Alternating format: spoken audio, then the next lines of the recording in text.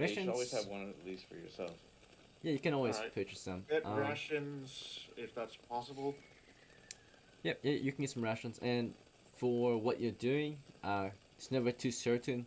Of course, I can change at any point, but it'll be something Awesome. within, of course, your guys' capabilities, most likely. And then, of course, if you need to prepare further, no worries, you can take the time to do that right before you set out.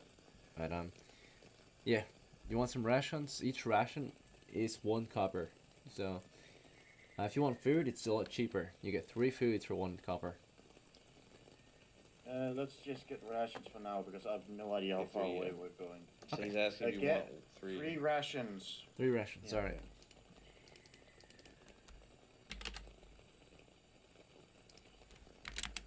Rations are pretty expensive, but they never spoil, pretty much.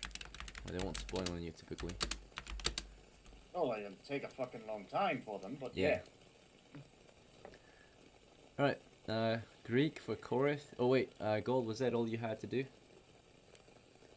I would like to. How much money do I have left? After Got quite a bit, actually. Move. And, yeah. Quite a bit, yeah. Take 50 of those copper coins and put them right in the fucking bank. Okay.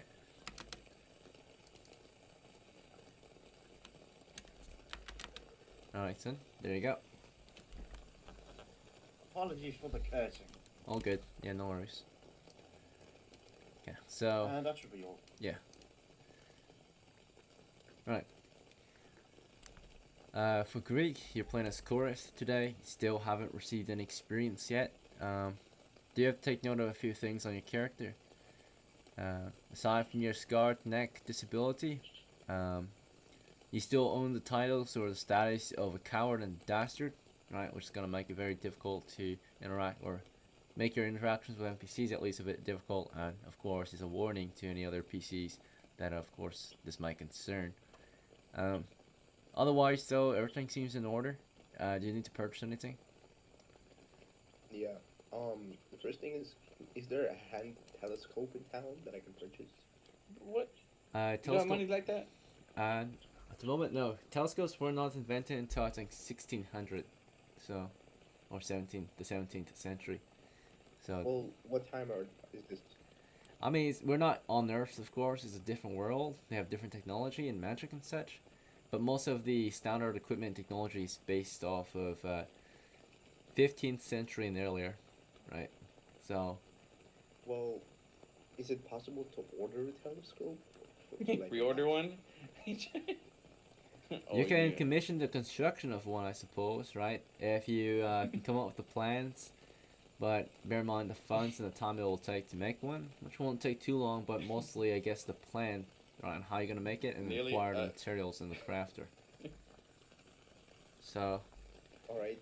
Nearly a century, dog. that is not openly accessible, so you're going to have to think, in this world of Dungeons & Dragons, that doesn't come to someone's mind, right? If they want to see something far, they don't think about a telescope, they think about using magic, right, or using some type of other apparatus or tool that they do have access to that helps them see further, right? Maybe a map, for example, right? Mappers, scouts, horses, birds, but more importantly, or more commonly, right, they might think about using magic, right, of some kind, right, to see in the distance. Okay, so what's my first step to getting a hand telescope? Now, if you want to create a telescope which is not already kind of commonly invented, someone might already own something like that in the world. But if you want to commission one, first you're going to have to find a craftsman who has access to the materials you need. And of course, you're going to have to draw up the plan, provide this plan to him so he can craft it for you. Right, and that's it. And there's a chance of failure. You'll have a slight chance of failure of crafting as a magic user would at making a magic item, actually. So, although he has the money, the tools, and everything, it might not go perfectly, right? So. Alright, so basically this is something I mostly do in the post-game. That's like asking me if you can have an AK-47. Sure, you could if you come up with all the plans and have the materials. It's just not commonly invented or accessible yet, right? So, in this world, right? Walks up to blacksmith. So I need something So no words exist to explain what the fuck you mean. Right. So, in that case... It's like me you know, going to the what gunsmith I right want now in to- modern era and telling him, make me a laser gun. He's gonna be like, I might have the tools and materials required for it, but I don't have the knowledge yet. We're not that far into the future. Don't have the knowledge or capabilities to make a You will laser gun. have I'm the sure tool for laser gun. in real life, like modern times right now, right? Like there probably are some people that do own prototype or actual laser guns secretly. Who knows, right? But it's not commonly accessible to us. The knowledge, the materials, the people who know how to make it. It's not, you know, someone you can just visit like at Target, you know. So like you're gonna go up to your common, your you know your local We'll keep the dream alive. Though. craftsman, right? So I can go up to my local gunsmith and commission him to maybe order me a custom design for a gun. But if I ask him to get me a laser gun or a lightsaber that actually works, it's gonna cost a lot of money. It's gonna cost a lot of money to find the person to make it, pay that person to make it. So just think about all the funding. We just don't have that knowledge or technology openly accessible yet, right? In this world, and in our world, we don't have that technology like commonly accessible to your local Joe, right? Like your random guy on the street can't just go and order a lightsaber that works, right? So we can't order you a understand, telescope. You understand that concept? Okay, I'll figure it out. Right. Okay. See, it's possible, but it's really hard to keep get the done. dream alive. Right? In real life, it's possible to have a laser gun. Maybe not the one you want it, right? Maybe a prototype or like a very weak laser gun that, you know, it's all we can do, right? But there are laser guns. They just don't really do what you think they would do, right? It's just like a actual infrared laser or whatever. So it takes a long time to heat something We'll up. find something, bro. Alright. We'll figure something out. But like, you're gonna need money, so let's try to get money first. Yeah. Alright. So in that case, is it possible to get like do you know like what a monthlet is? What? What? It's like this iron thing that surrounds you as you move from like all sides, so like no enemies can like melee attack you. You know what I mean? What? Show me. What's it called? Yeah. Look it up. Like I'll put it in the chat. Okay. If you don't know how to say it, it's already a bad sign. Oh, mantle. Yeah. Why? You gonna walk around with a wall? No, okay, but it's like a circular wall that surrounds me, so like nobody can hit me. You know I what think mean? you need to be a magic person. Yeah, A go lot on. of the here, stuff roadmap. I think you need to become a magic user, cause that I'm be honest with you. A mantle. Are you Physical talking about a objects mantlet? Like really a ain't wooden make wall? sense. You talking about a mantlet? Well, I was gonna say like an iron cage. An iron cage. You want to be in a I was gonna have like a cage. you want to be a While I human do- tank with a telescope. Yeah, pretty much. Like so, no like enemies can attack me melee. You know what I mean? Why don't you just? Alright, I got you, dog. Don't worry about it. Alright, so it does exist in various forms, right? So there's a reason why these didn't exist in real life, right? And in medieval times, troops did not actually use a mantle or a cage in combat because, for one thing, they weren't very mobile, right? They were very cumbersome. Secondly, this doesn't prevent you from being lit on fire, bombarded, right? Starved out, trapped, surrounded, buried alive, poked at with pikes. DM Right. said, "I'll kill you." So, if I grenaded, right? Yeah. What they had instead was body armor, like plate armor, where you can move in it and have metal protecting you from all sides, right? Preventing you from melee. Now, it didn't protect you from getting grappled, but there were countermeasures to grappling if that's what you're concerned about. You gotta rely on your comrades, on the ability to fight better and faster than your foes and to keep them at a distance. Positioning, castles, right? Horses kept enemies off of you if you didn't want to get grappled. You want to be mobile on foot, right? Or mobile in general, not on foot exactly if you're in heavy armor. So if that's your concern, you don't want to have any contact with melee, then you want mobility, right? And getting a mantlet is just like getting a castle, right? But a portable one maybe, a cage, right? That doesn't have very good defense though, right? It's just iron bars. So like a cage, like How you much said. money do you have, Greek? So I have like one 40. 140. what you I might would want recommend instead, You can do a comp. yeah. Oh, go ahead. I would say a combination of either Gambison and Lamellor, or something like that, depending on how much it costs. It'll give you pretty Um, high AC. You get a shield and a helmet, you should be pretty good to go. Get a spear for longer range and then combat. And then if you really, really, really, really don't want to be close to shit, you can always be an archer, right? With a with like a club. I don't know how much money you want to spend, right? But Yeah. a good combo So of armor is Lamellar with a heavy gambeson or something. But I don't know what I class don't you really are. I know. don't know what you plan on doing. I'm planning to be like. I don't want to be fighter to be honest. You Maybe like a sound thief. like you wanted to play. You want to play a magic character, but I don't really want to use magic to be honest. Like a Okay. thief is better. So like the first thing I'm gonna do. okay. So is you want to be a probably get thief with a bow? Yeah, pretty much, because they do backstabs Okay. and stuff. Right, No, a no. man that would That prevent you from doing require that. getting so, close. yeah. I would say a thief with a bow. You can have a dagger. Well, you probably should, but I would get it if I was Well- a thief, right? But it'd prevent you from having armor. Alright, Uh-huh. so if you want to know how to be a very good thief, depends on what kind, right? If you're trying to talk about combat, thieves we're not combatants. You're talking about assassins, right? So backstabbing, that's being like an assassin. That is falling into the thief class. But if you think about the tools that assassins used, the best assassins, right, at least in Europe, they never actually got into fights, right? Now, if you talk about if you want to know any assassins that actually did fight, you want to look at like Eastern inspiration, right?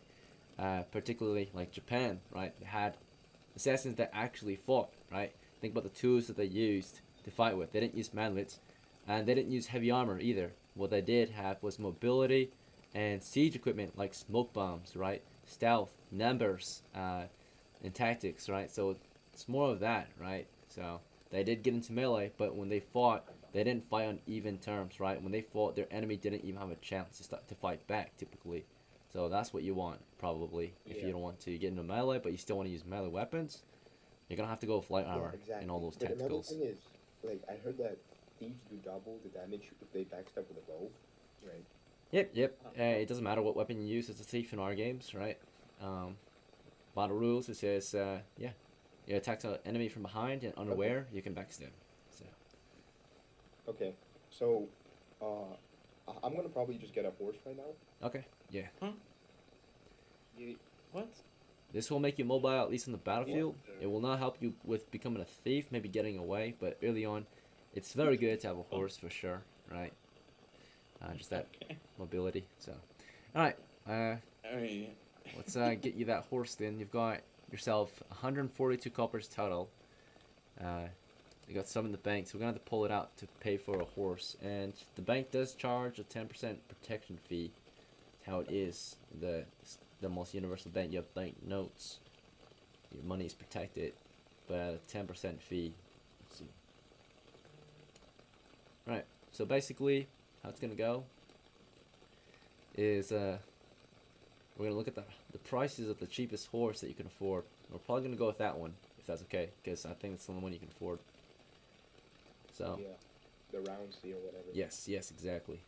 And it's not a bad horse at all, right? There are definitely worse options like ponies that you cannot ride at all. All right. So round C costs 80 coppers, okay? And the equipment you need to ride it, which is a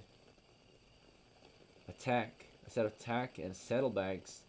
So you don't have to have saddlebags if you don't plan on loading gear onto it. Do you want saddlebags? It's optional. You definitely need tack. Yeah, I'll take it. Alright, so it's going to be an additional 60. So total price comes What? to 180. Yeah, so saddlebags cost 10 coppers. Tack costs 50 coppers. And the horse itself is 80, so it's 140. I'm going to use a calculator and calculate how much money you've got total. So, real quick, you already had 62, but plus the 80 that's taxed by 8, that's 72. This does put us only at 134, so we are missing 6 coppers, which we can trade for if you're interested. Or if anyone wants to sponsor you, they can do that too. But for trading, we can trade off some of your gear to get some money. Let's see. If you're alright with it, we can sell off your heavy gamson. It's worth 10 coppers, and that should cover the fee. Yeah, then that works. Okay. Alright, so in that case, you sold Heavy Gamson. You receive 10 coppers for that.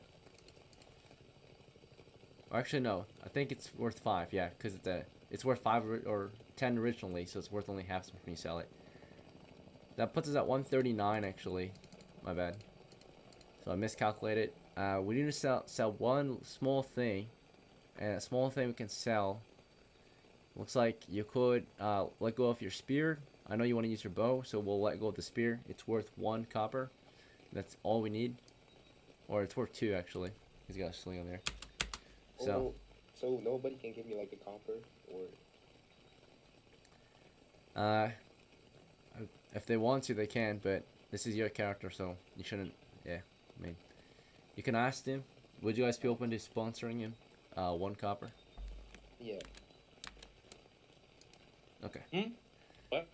Anyone have a? You guys want to spare him a He's copper, asking us if anybody wants to sponsor a copper. so you can purchase a horse. A horse. Why? Wait, what? You know what? It's 1 copper? Fuck it, dude. Here's 1 copper. All right. Alright? But now I have partial title to your horse. You better What the? A 1 out of I mean, it's a 140 joke, share but to the chill. horse. It's more than gold, right? So if he dies, I guess you're entitled to the horse over gold, right? Bro, we all know I'm not a dick, alright? Fuck, goddamn. Alright. This motherfucker said, how could you? Calm down. Yeah. It's just like copper That's back. a normal business transaction right there. If you die, I take the horse. That's just. Well, I normal mean, like, fucking- anyway, no one's gonna die, okay? And if I don't know why you're buying a horse. That's a whole different thing. Well, fuck it, whatever. We're here now. Yeah, it is what it is.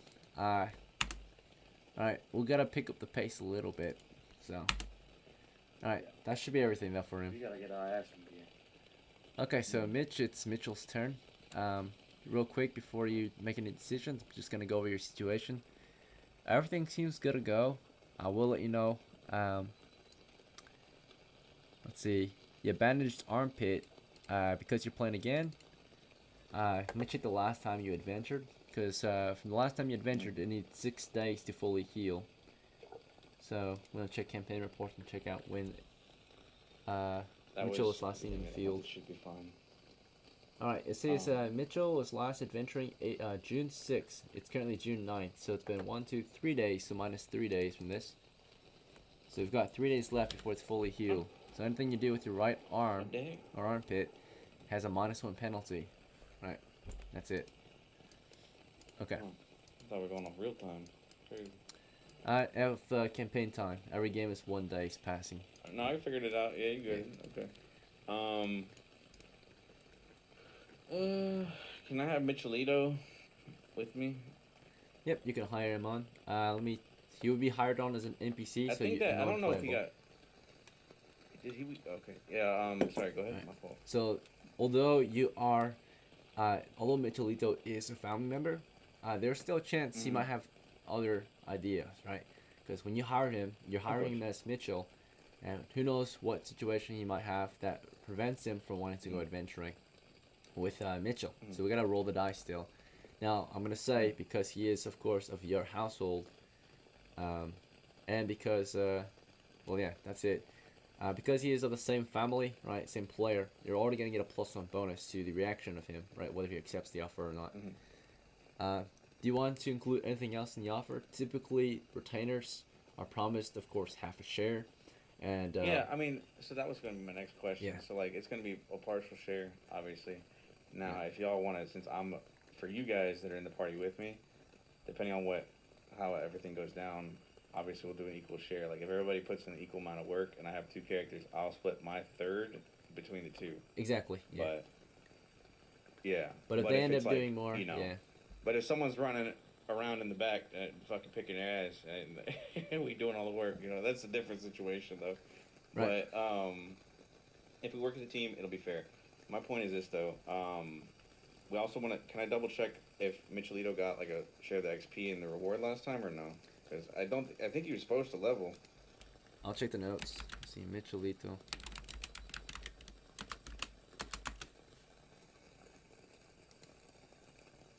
Yeah. Are you sure you brought him last time? Let's see. Yeah, he was brought along. So he was during the mapping session. Right.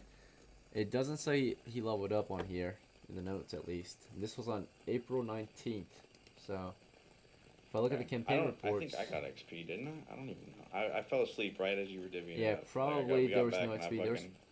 It looks like there was only money made that game. He has 41 coppers on him, so... Okay. Might have had no XP, or maybe if there was, it was too little for everyone to have something, right? I understand, yeah. Okay, yeah, so he's just got 41 coppers. So you're trying to hire him on, your character Mitchell finds him, right? And offers a job to him as a retainer. Retainers do more than just, or adventuring retainers do more than just men-at-arms or, of course, the non-combatants. So they do both, right? They're gonna typically get promised a half share and 1 silver a day for their, at least 1 silver a day for their work, right? So the $10 wage an hour, right? So, alright, so that's the deal. Let me see his reaction. Alright. You don't want to offer him anything else, right? Just the standard. So, +1 bonus here, and then your charisma gets an extra my +1. younger brother, dog. Like, yeah, so that's why you have relations to him. Alright, he joins with +1 morale. He joins overexcited, right? He's so excited to join your own campaign. It was over 12, so that means that you get a +1 for morale checks on him. So he joins with high morale, right? It's considered, motivated, right? And so I'll add him to your list. Yeah. So can we do me a favor real quick and go ahead and give him a helmet and a shield. I think he has a shield. Does he have a shield? No. He's a male heavy gambeson longbow, arrows.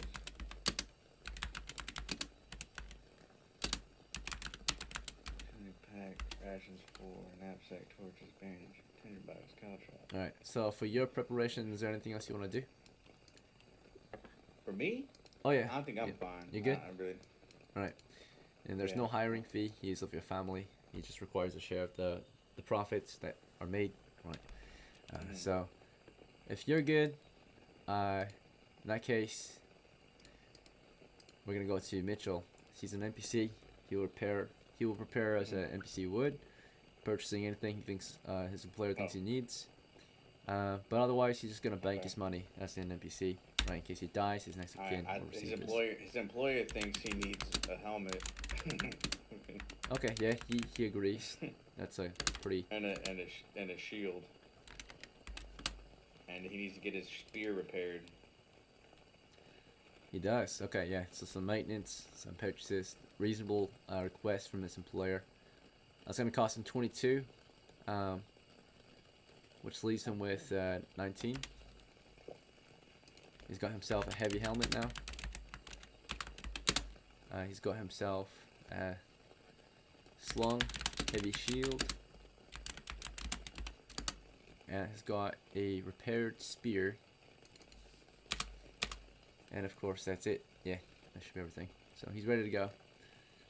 His armor class has been improved. See, that's a 2, and then a 3, 4. He has AC 4/2, 2 with the shield, 4 without it. Right. That should be all our preparation, I think. So in that case, we'll take a small break. Please go ahead, stretch your legs, grab a drink. 5-minute break until we start. Alright, I'll see you guys soon. Deal.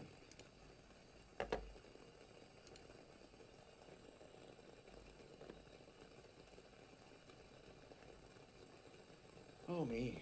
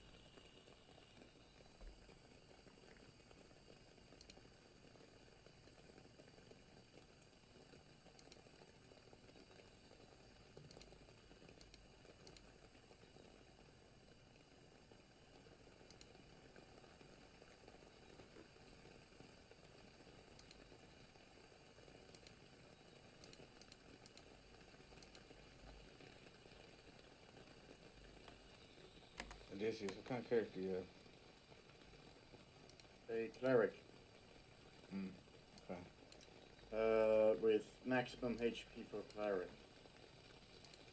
And you got So- your holy symbol I- and I got holy symbol and stuff, but I ain't got magic until I'm next level. okay.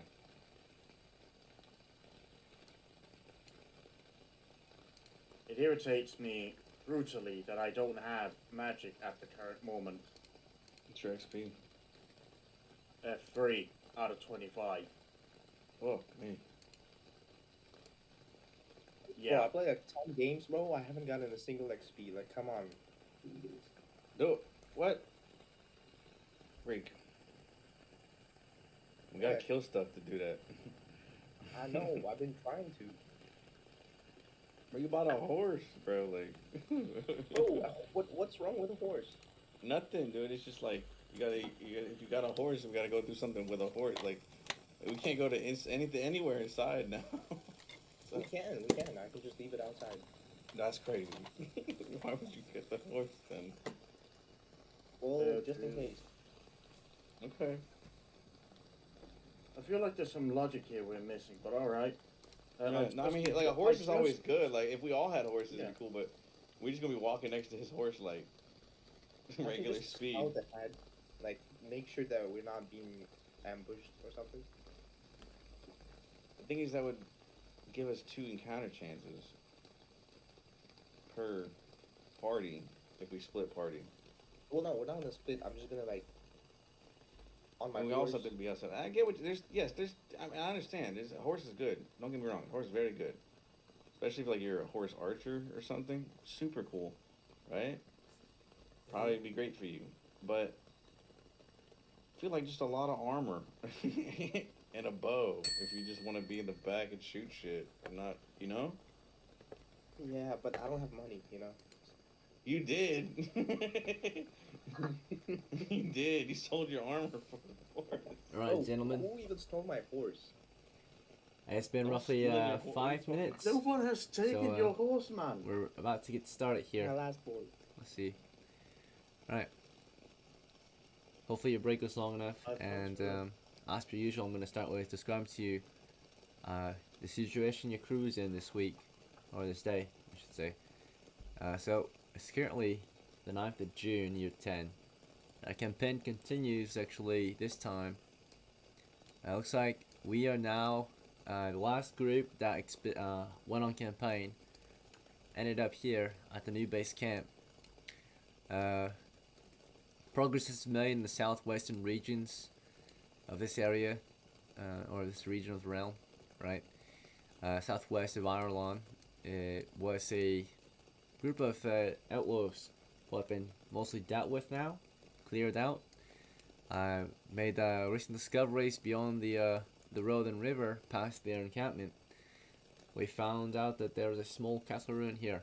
Expeditions to the southwest has begun, and many adventurers, including yourself, have recently carefully made the trek over and fortunately survived the journey to the position, right? The ruin. You're at base camp right now, not far out. Many crews have been tasked with various jobs, and they are being paid accordingly.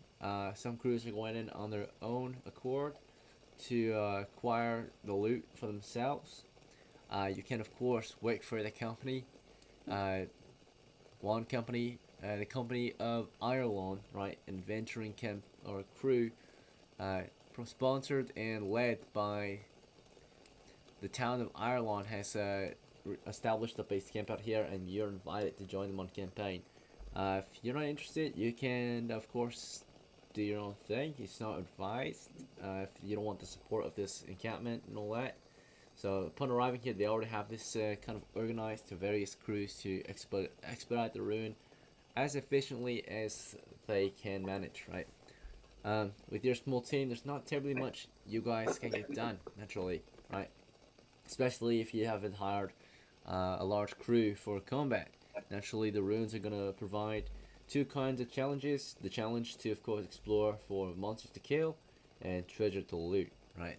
So your crew is probably equipped for mainly looting, right? A small crew like yours for scouting and looting, not really equipped for combat, but have some pretty beefed up characters that can give you guys some protection in case things get nasty.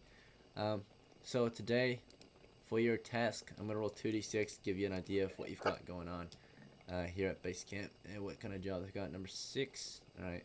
So I've got a little random chart here, and we'll tell you, I'll give you an idea of what's possible. Let me see if I can show you this. Okay, so basically,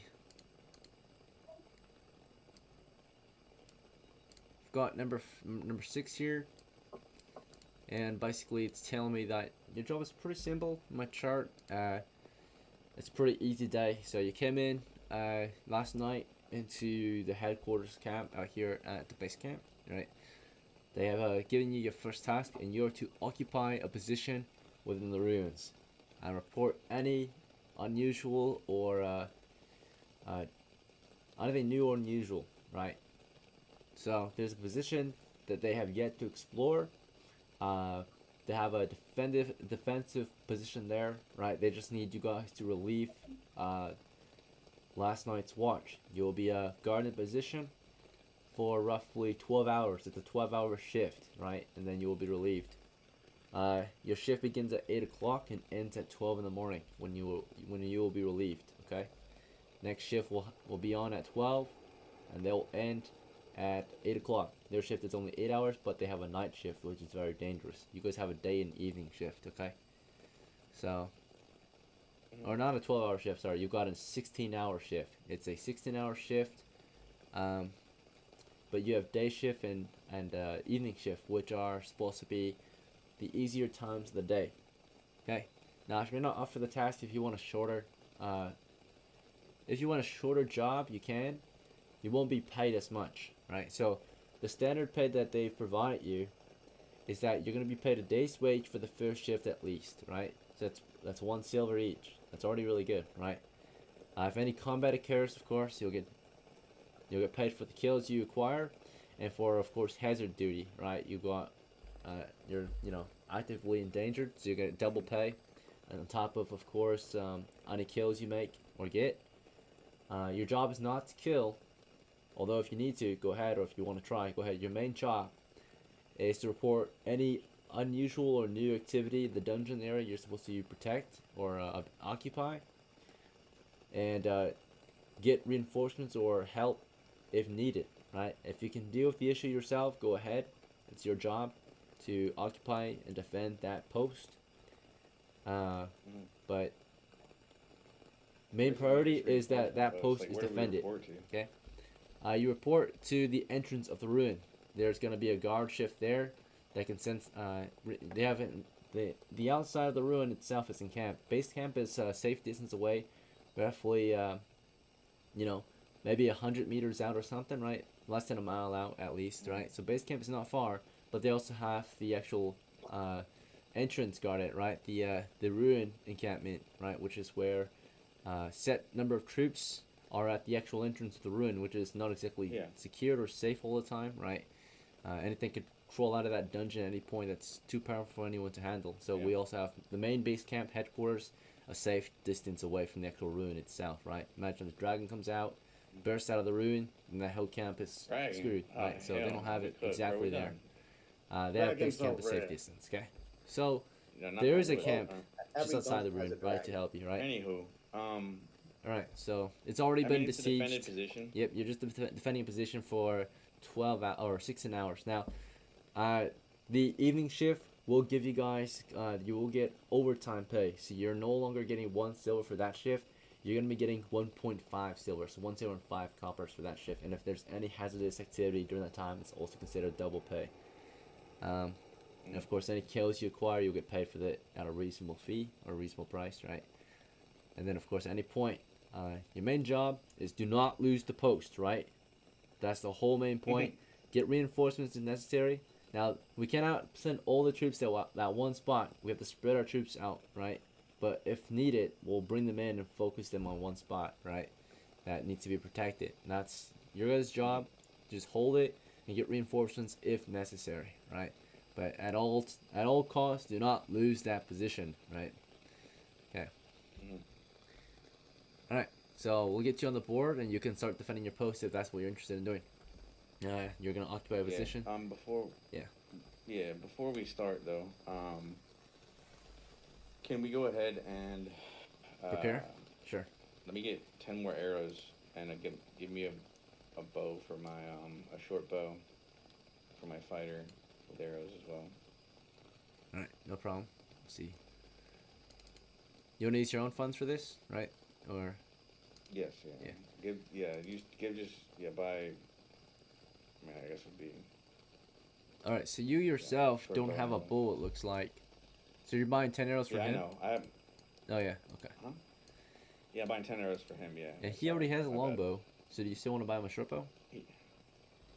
No, I'm getting a short bow for Mitchell.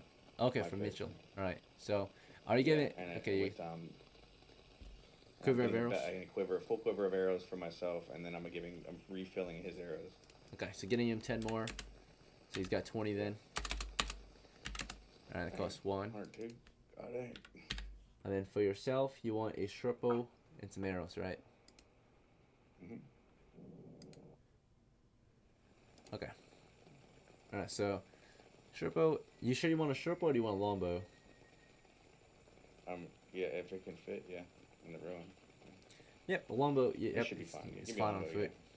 Alright, so get you a long bow. You can afford it, so that's why I would recommend it. Yeah. You want 20 arrows or just 10? Or 30? 20's fine. Alright, price is 7 more coppers, which puts it down to 88. 80. No.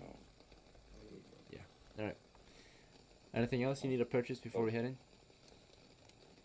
I don't think I see anything that really save us. We've got there's grenades. sturges in the ruin, so I got grenades. I got a lantern to light stuff with. Yeah, if you want to check out the reports, Wait, it might we be have to go relevant inside? to your crew. Yes, we will be inside the dungeon. Your position, your post is inside, in a cleared, not a cleared Oh. position, but there's a defended position guarding an area that has yet to be explored. They have divided the dungeon into several sections, and of course, as they're exploring other sections and all that, there are undefended sections, right, that they need to defend, right? So they have a crew. They have 24/7 crews, right? So there's always someone on shift guarding these unexplored positions until they can be cleared and we can advance further in, right, securing more positions. But lots of different areas enemies can sprout from, so one of the major areas needs to be defended, right, and that's where you guys come in. So alright, Alright, let's do it. let's see. So got everything you need, it looks like, right? Gold, you're good to go. Okay, your small crew of 4 are going to be sent in to defend a position. We'll get us off the campaign map and onto a medium skill map, drawing out the position of your crew within the dungeon. Right. So at some point, you make your way in through an unmapped area of the dungeon.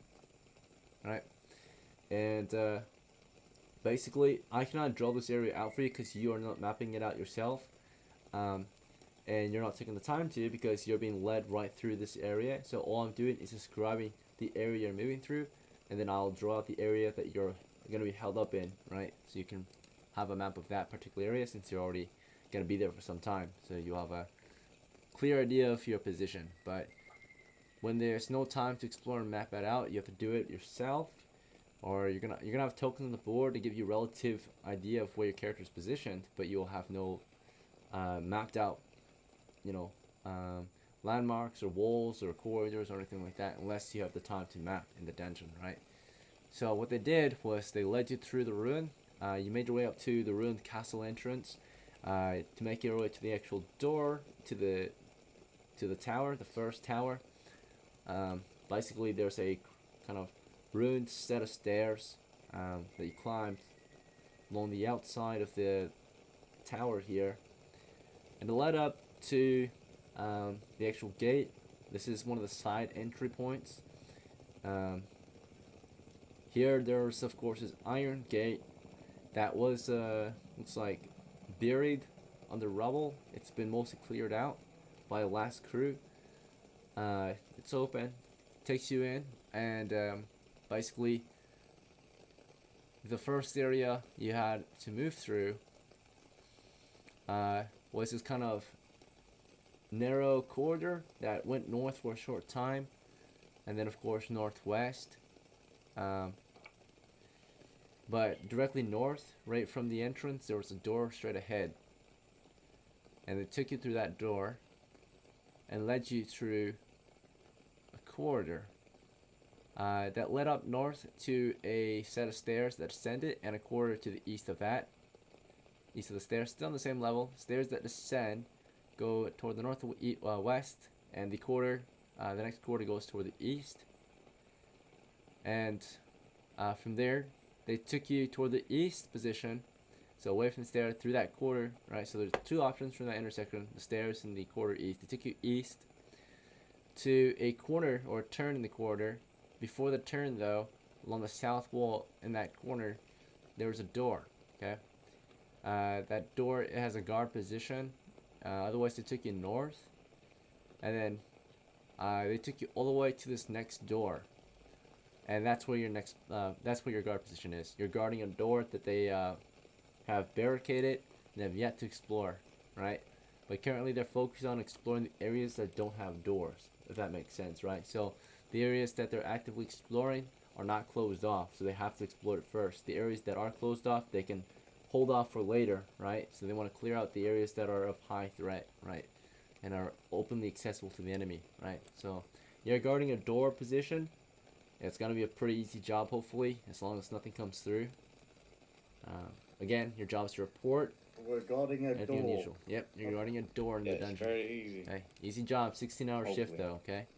And every hour or every 10 minutes there's a chance of an encounter depending on the time of day and the amount of noise you choose to make, right? Your job is to not lose this position, right? Because if you do lose this position, you're cutting off the explorers that are further in the dungeon, okay?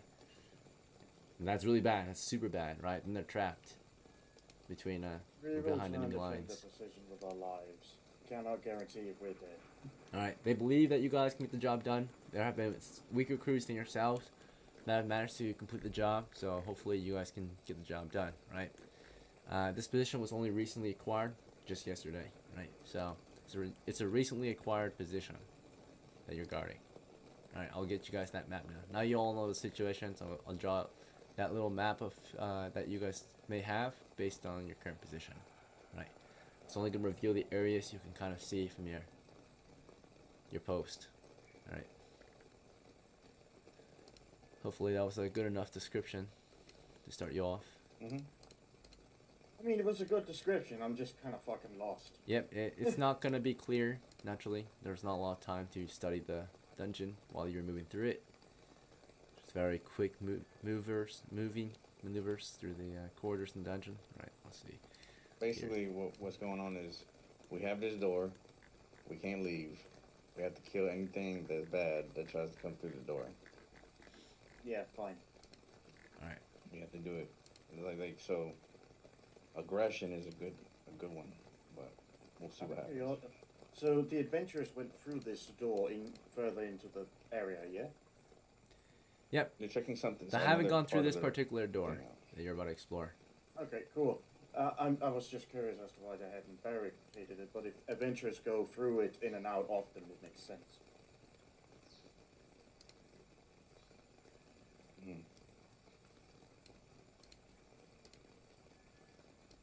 I know it sounds a bit dumb, I just... No, you're No, good. no, you're No, good. it's not bad at all. We are the barricade, dog. We make a shield wall. This is Sparta, my man. All right. I mean, They- for 16 we almost- hours.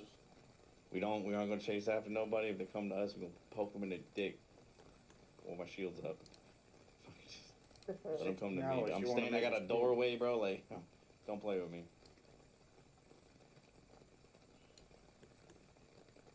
Alright, and there, on that north part, that's your door that you're guarding. That's the one that you're in charge of. Okay? Let's see. Here we have that intersection that is currently being explored past. that's beyond toward the east position of that is where our men are behind enemy lines. Okay, so this point here, they're exploring east of that, right? So if you guys lose this position, those guys further in the dungeon will be cut off from the rest of the troop. That's why your job is pretty darn important, right? That you don't lose it. And you report back as soon as you can. And you're not alone in this job, right? Like I said, there's that first guard shift that you already went past. They guard the southern side. So you would basically hold that position, report to them, and they would go further out and report further. Make sense? So you're not going to have to go all the way outside. You're going to report to them that something's happening at your door, and they can report further. But at no point you're supposed to leave this door, right? Because you leave that door and go to them, and they get that door, they're going to move through, and they're going to take the position, right? So you got another troop encamped to the south of your corner of this area. And of course, we've got this open corridor that had no door, and that's why they're exploring it first. So they sent a crew in to explore further out into that eastern position, right? Because you can't really defend an open area, right, that has no wall or door. But you can easily do that to an area that does have a door, right? So that southern crew is actually blocking off or guarding their own door there to the south too. And if they lose their position, Wait, there's also the chance that you guys can get cut off, right? So, we're cut off then. but they have reinforcements if they can report to you guys if they need help too, right? So we've got a southern position down here, and of course back to friendly lines is this corridor here. This will take you back to the friendly lines. Okay, so this is one of the most important corridors right here. Okay, that southwestern approach. So let's see. Right. Yeah, should be a pretty accurate map of the situation.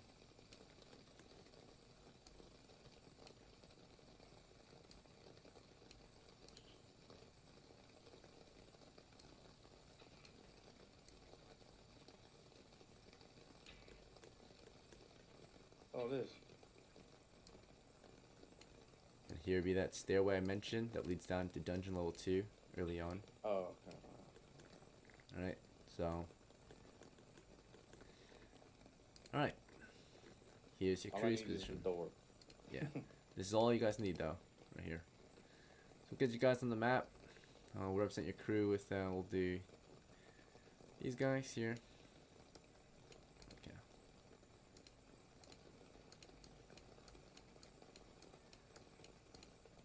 Alright, and who would you guys like to appoint as captain of the crew? First call is maybe Odysseus since he was the first one here, I think. Or Mitchell since he's the most I vote experienced. for Michelle. Okay. Michelle's crazy. Thank you, though. Alright. Call me whatever you want, as long as we do good.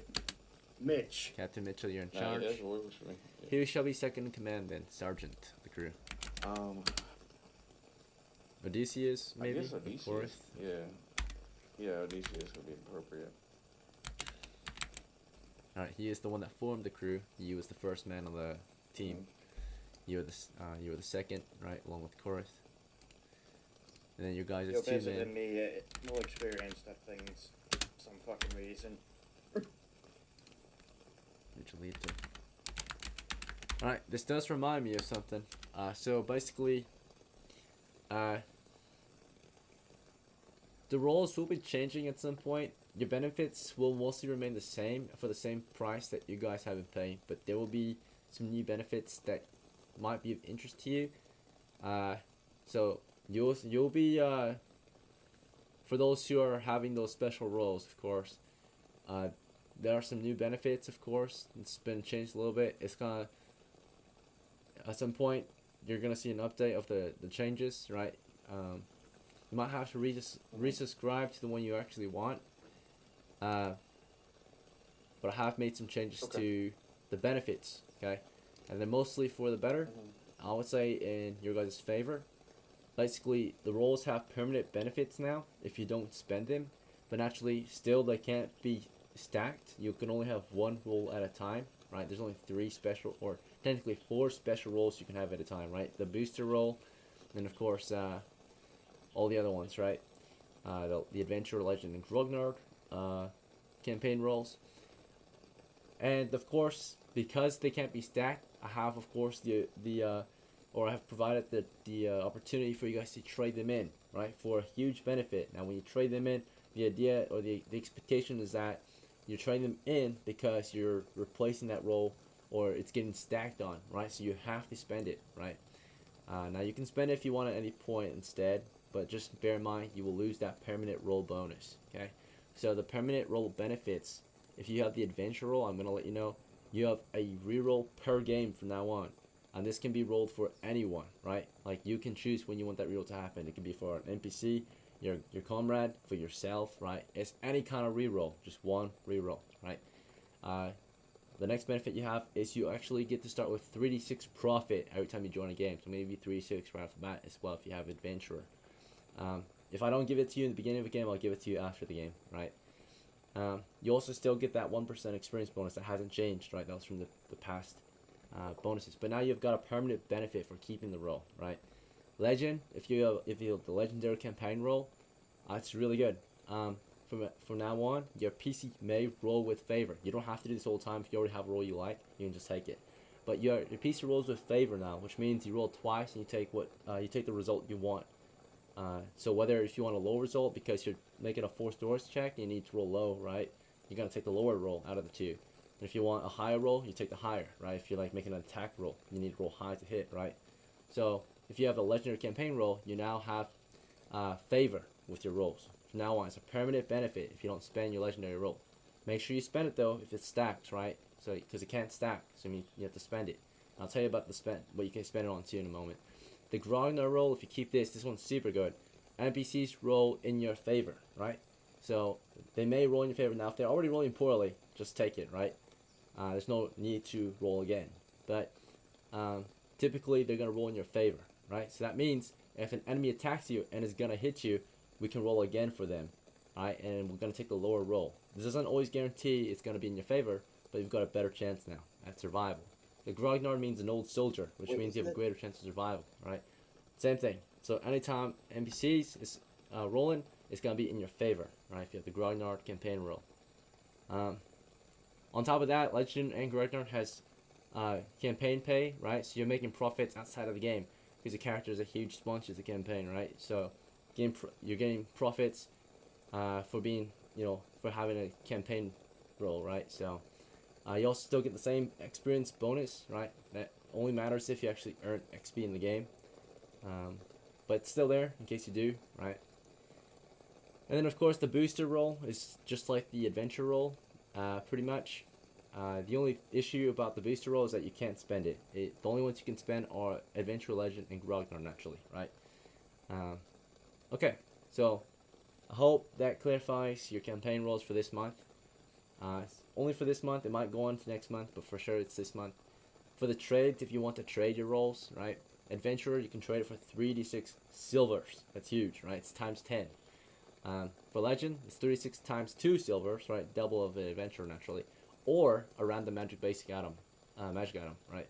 Grognar, the old soldier roll, it's 36 times 4 silvers, or 2 random basic magic items, or a random expert magic item. That was the same, pretty much, as the old roll trades from last month.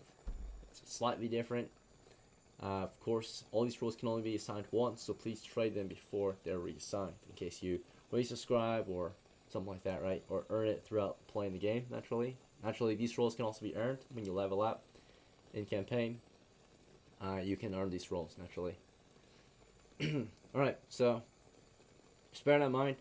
I think some of you actually do have the campaign rolls. So I think gold, you have Adventurer, right? So just so we don't forget, I'll do it now. Just give you your benefits right now, which is the only benefit right now for sure, is 3 to 18 coppers, right, on top. So I'm going to give you that real quick, as if you read the character, but just take the money. You have 13 extra copper to start this game, right, to supply your crew. So, alright, so. Bad. Alright, that's your sheet. I'll just put it in the bank for you for now, or do you want? I sadly only have 25. Adventurer. Yeah. In my. That's a Now, shame. I thought I would have had more. You're gonna have more. You can earn them, or you can of course patronize the server, and then you'll get more too. But Obviously. yeah, you earn them by leveling up past level 1, right? Because level 1 is basically free if you manage to just play, right? But if you get past level 1, which is the real deal, right, if you get to level 2, you earn a campaign role, right? Adventurer. Alright. And 2 adventurers equal 1 legend. Okay. So it's really good. Alright. Naturally, some of you might be thinking, why don't I just stick to level 1s then and level up to level 2? Well, if you're a higher level and you have NPCs and you level them up, you can get the roles too, right? So building up those high level characters, going on high level campaigns, you level up a lot faster, you get those campaign roles a lot quicker, right? That's why there's a good reason to play higher level characters with lower level characters. Alright. Anyway, for our Mitchell here, you actually have a lot of campaign roles, right? So I'm going to give you all your benefits right now, since we're on that topic anyway. You've got Legend and Adventurer right now for this month, and Booster. So I'm going to give you a total of, when it comes to coppers, it's going to be 3d6 times 4, pretty much. We're just going to roll 3d6 times 4, make it easy. Here we go. 9 times 4, you get 36 on top of what you already have, right? So I'm just throw 36 on you. Thank you. Yep, you earned it. Let's see. Alright, so 88 plus 36, we got, let's see, 94 plus 30, 124. Okay. Alright. And then bear in mind, you also have those role benefits throughout the game. Both of you that have the adventure campaign role have one reroll. Any roll can be rerolled, right? And of course, you also for the legendary campaign role, the legendary player, you have a favor with your dice rolls. And you can just take the roll you get, but you can roll again, right, at any point for just your character, and take the one that you want, right, whether lower or higher. So, all right, let's continue. So, we're at the door. Okay, the crew's getting ready. We just we're assigned our post recently. The idea is that you're already in there with your weapons ready to go and a torchbearer. So I'm gonna go over everyone. Everyone has a turn to describe how they prepare for this delve, right? Starting with Captain Mitchell, what items do you have equipped? My shield and my warhammer with do I smell any explosive gas here? What the fuck? We can find out. We'll see. So you don't smell any explosive gas. It's not noticeable, but maybe you're gonna smell, and maybe you can catch on to any secret or hard to smell signs, right? So we'll check. We'll do a. Well, I just want to make sure that it's not there. I don't really want to find it. So. But surely if I you're gonna don't be look, smelling is it not smoke, there? right? But so yeah. Yeah. Standard or in general, right? You don't smell any sign of If you don't tell me oil. it's not there, Yeah. essentially, because I'm standing there already. Okay, yeah. But if you want, you can take the time to smell. No. I'm just gonna light my candle on my belt or whatever the fuck. Do we have? Wait, hold on. Do we have light? What's going on here? Soon we might. You definitely want to light your candle, right? Yeah. Okay, sure. It's like. All right. So when the candle's in your let's attach belt, my person, I think. it only has a 5-foot radius. All right. And then, yeah. And it does have 5 feet of dim, so I'll do 10 and just add the dimmer. Okay. Sergeant Odysseus, what would you like to equip? I do not.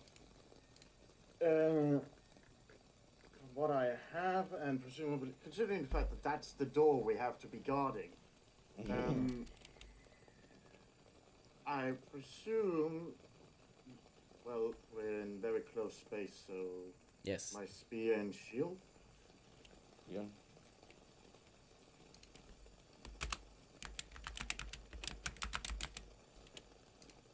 Okay. And then Korath here, what would you like to equip? I'm gonna assume you left I'm your horse getting mine. outside. Yeah. Okay, yeah. Can I get my bow? Okay, which one? Your composite bow? Composite. Yeah.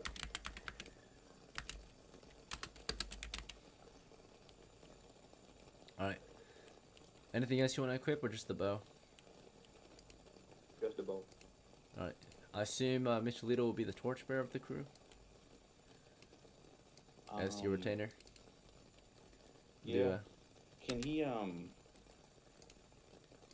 he stab over people with a spear? Is that how long it is, or how? Stab between, past you guys. You cannot, or That's maybe over if you're on your knees. But at that point, if you're on your knees, Crouched? you're more vulnerable, right? Not really To a effective. head attack. Yeah. Yeah. In melee combat, at Um, least. Actually, Michelito, what he's gonna do is he's gonna light a torch, and if there's no place to put it on the wall, like there's no old sconces or something, he's just gonna put the torch on the ground in the middle of everybody, Okay, yeah, that's fair. and then he's gonna use his bow and arrow. Here. We'll roll to see if there is a wall sconce at this door. I would say there's a 2 in 6 chance, right? The trap. Alright, there is one. So he'll put it in there. If that's fine. Yeah. Yep. And then what else would you like to equip instead? Maybe the bow and arrow. Okay. And he's got himself a longbow. I'm assuming if we got space to stab between people, we could shoot potentially. Alright. Yeah, there's like one space between the two of you, right, that you guys can shoot from. Mhm. Right. If you want, you can spread your men out a little more, give you guys some Yeah. space. That's what I was gonna recommend. Yeah. Well, I'd want. So Odysseus, do you mind being up by the door with me? And then we'll have the guys ready to shoot at whatever comes through. Yep, you guys can like squeeze against the walls, right? Kind of make some space for them to fire down and intercept anything that comes through. Mm. Yep, that's fine. Yeah, you can How are you definitely do gonna that. put them in a second here when you stagger them? You put one and then you put another one. Like Odysseus was a step back to the right, like he was on the Step right back wall. to the right because a spear is after all 10 feet. No. Yeah. It's Fine. 6 feet to me. Yeah. Oh, 6 feet. My bad. Yeah. And then Dean was doing something, and I told him no, but I should have let him look. I should have let him finish just so I could see if it was a good idea. Alright, yeah, we can put him back for there. Give him some space to use the I mean, spear. that's what you were just doing. You were doing something. You were cooking. I don't know. Alright, yeah, if you want, you all can do this. Trying to learn from you. So this is a pretty yeah. good positioning, right? You got Odysseus back here with the spear. Michelito's got line of fire. Kora's got the line of fire on the door. Mitchell's got the corner, right? Close quarters attack. So with that, it's pretty good positioning. Odysseus can use his spear safely, right? The enemy won't be too close for him to not be able to use his spear if he's this far back. Yep. Mitchell, of course, has a smaller melee weapon, so he'd be good directly at the door. And the other two have a line of fire on the door, right? So, yep. All right, we're in the clear. So good positions. All people in your crew can attack. Start rolling, DM. All right, yep. So now it's just a Right, long shift of waiting at this point. Yeah, how many times do you have to roll exactly? Like 16 times? It's gonna be 16 hours, so every. Yeah, you got a 16-hour shift. Well, he'll tell us. Yep. So when you're exploring actively, typically you've got a 2 in 6, or every other turn there's actually a chance, right? So every 20 minutes is a chance for an encounter. Now, if you're stationary Every 20 minutes. Fuck. and not making noises, then the chances are a lot lower. Maybe every hour there's an encounter, possibly, right? Depending on what you choose to do. But typically in the dungeon, especially at the active hours of night, when the enemies are on patrol or hungry, right? Very high chance, right, to encounter. Especially when you're moving, making noises, you're letting them have a higher chance to encounter you, right? But you guys are a stationary crew. If you don't want to make noise on your shift and just do your job, right? Then Fucking move. yeah, should be a quiet day and you'll get good pay, right, for an easy job. Not super easy, but you're sitting your asses until something happens, right? So, Good. all right, let's see how this day goes. So basically, your shift began at 8. You had to report on the position at 8 o'clock. So you actually had to start your day shift early. You had breakfast around 6 o'clock. You packed your gear, made your way to position around 7. They brought you in. You got your gear ready, and at 8 o'clock your shift began. Right. You relieved the previous crew, which consisted of 1d8 men typically. So you relieve the night shift crew, which only had 2 men on that shift that time, right? Maybe they already sent some guys back earlier. Not sure why the crew was so small tonight, but they only had 2 guys on that shift guarding the door.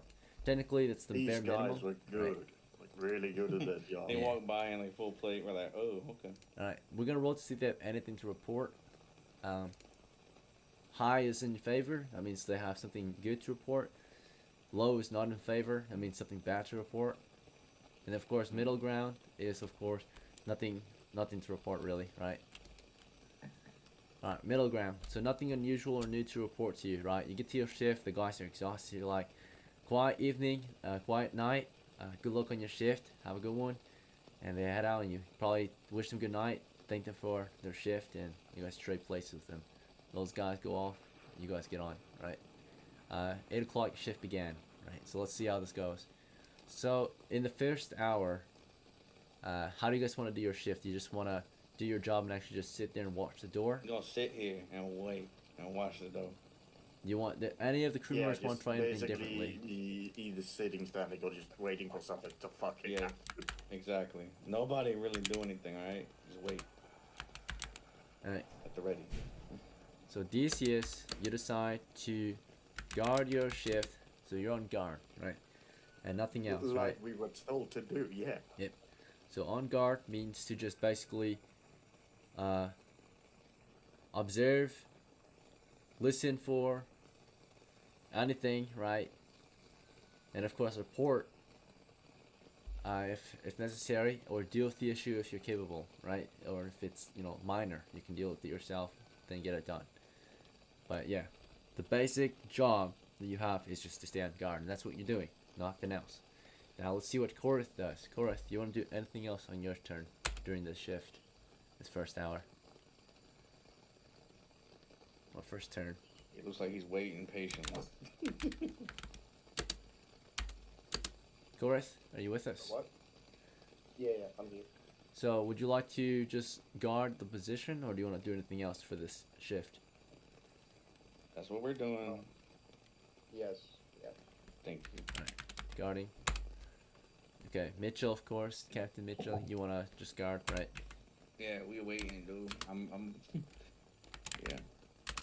I'm behind that door like there's an active shooter training, dog. You come to my crack him over the head.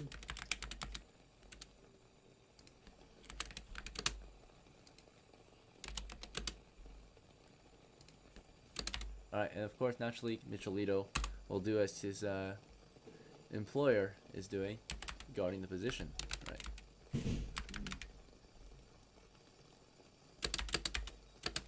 Alright, so we have the actions declared for this first situation you're in. So now we're going to get results. So, first turn's going by, nothing really happens, right? It's just quiet night or quiet time in this area of the dungeon. Second turn goes by, each of these turns are 10 minutes. Of course, you haven't made any movements. You have done little to nothing to affect your environment, aside from burn your torch or your candle, which will last for 4 hours, by the way. Very good source of light. You also have a torch, will only burn for about an hour, so I'll put that torch on the board too.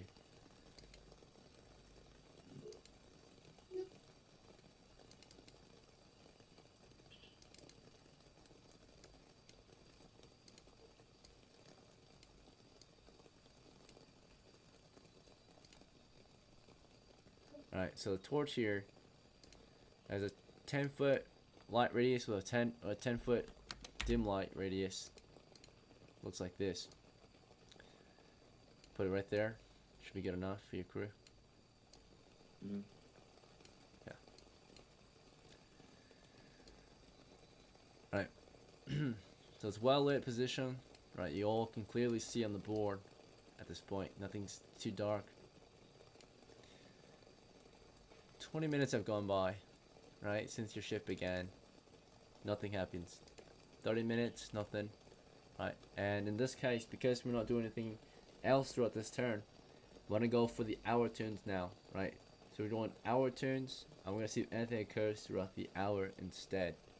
So I'm gonna roll, and No, great. that's the only chance, right? There's a 1 in 6 chance something occurs during a 1 hour turn, right? Instead of a 10-minute chance, right? Because you're not doing anything. And that's if it gets on that one, yeah? Yeah. So we rolled, we scored a 2, and that means in your first hour of the shift, from 8 o'clock to 9 o'clock, nothing happened. Nothing new or unusual to report, right? You stood there for a whole hour, right? 15 hours to go. Okay, so now, shall we continue to do the same thing? We Or do you guys continue wanna to do change up? this, yes. Alright. Dale. At this point, we're no longer going by 10 minutes, we're going by an hour. Here's the next hour, rolling. Yeah. Hopefully it's an easy shift, nothing happens, right?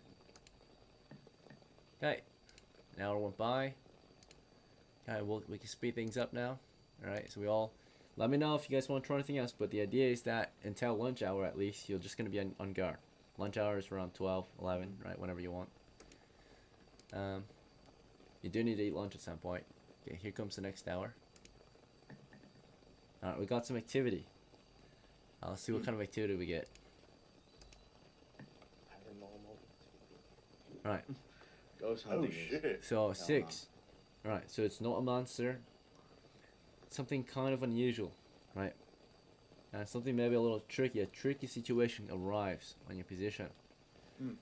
Right, so you've been guarding the position, you've been guarding this door for a while.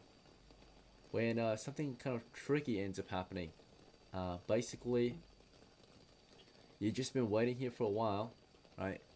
Mm-hmm. And it's been a few hours since you began your shift.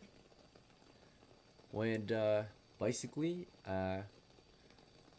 you start to hear a voice, you think, beyond the door. It sounds like distant yells for help. Right? Like someone in the distance, it sounds like a young man, he's screaming like, "Somebody out there, somebody help!" But it was very faint. You all thought you were hearing things maybe, because you all heard different things. Mitchell, you heard it the clearest, right? You heard exactly that. Odysseus, what you heard was just, "Somebody help," right? And of course, all you heard from it was "help," right? And then of course, Mitchell Little heard nothing from back there. So it was very distant. Mitchell was the one that heard it the clearest. Sounded like someone was in trouble. It's a tricky situation. Your job is not to open that door. Maybe it's another crew that found another way. You know, it's I don't connected give to a that side. fuck. I'm not opening that shit. So, Hell tricky situation, right? no. I'm a good guy. I'm a good guy. You bro, heard but, someone. yeah. That was a man's We're voice not in the risking it, distance, we're right? saying- I'm not opening the door. That could be the Eastern Listen, expedition, right? So that is something new and unusual to report, possibly. Maybe you're hearing things, and if you report this, they might send someone to investigate. But that's going to be costing manpower. So do you guys think this is of concern? And if so, you might want to report this to the southern team, right? Which consists, this is a new shift too, like yours. This consists of 4 guys over there. That's the south crew. We We got should report 4. it. We probably should report it, but we're gonna go ahead and who would like to go back there and report it? Chorus or Yeah, I'll go. I'll go back. Mitchell? Yeah. You coming right back though, alright? Yeah. To do the same shit So, we've been tricky doing. okay? situation, right? You heard someone in the distance calling for help. You send Korith away in this time to get help. And you hold that position, right? And as he moves, right, we're now taking action. We've had a discussion, we have movement, and because of that, in a couple turns, in the same hour, there's another chance for an encounter, right? We decided to interact, we didn't stay still. So I gotta roll to see if anything further happens based on the situation you just had, right? If it escalates or if it just disappears, right? Fades out like nothing happened. There's a 1 in 6 chance that this situation will escalate, right? And something else happens on top of it. Alright. That's the last thing you heard. You don't hear anything else, at least for this hour, right? So some creepy ass shit, right? Someone yelling for help. Who knows if it was one of our guys, if it was someone else, or maybe it was a ghost, right? This is an old castle ruin you're in, right? A lot of people died here many years ago. And maybe even recently some people will start to die. There have been actually 0 reports of casualties. Only kills on the enemy side, right? We've killed and hunted down monsters as reported. So you've only heard rumors of the type of monsters that have been encountered down here. It's mostly been vermin, right? Rats, bats, and monstrous kinds of vermin, including some of you might know them, sturges, right? Anyway, Chorus, you went on to the south crew. Let's see how they react to you, if their situation is any different. So overall, they're reacting uncertain of your approach, right? And then of course, checking out their situation, they're in no trouble at all, right? So you meet up with the south crew. We'll say like this guy's got a torchlight.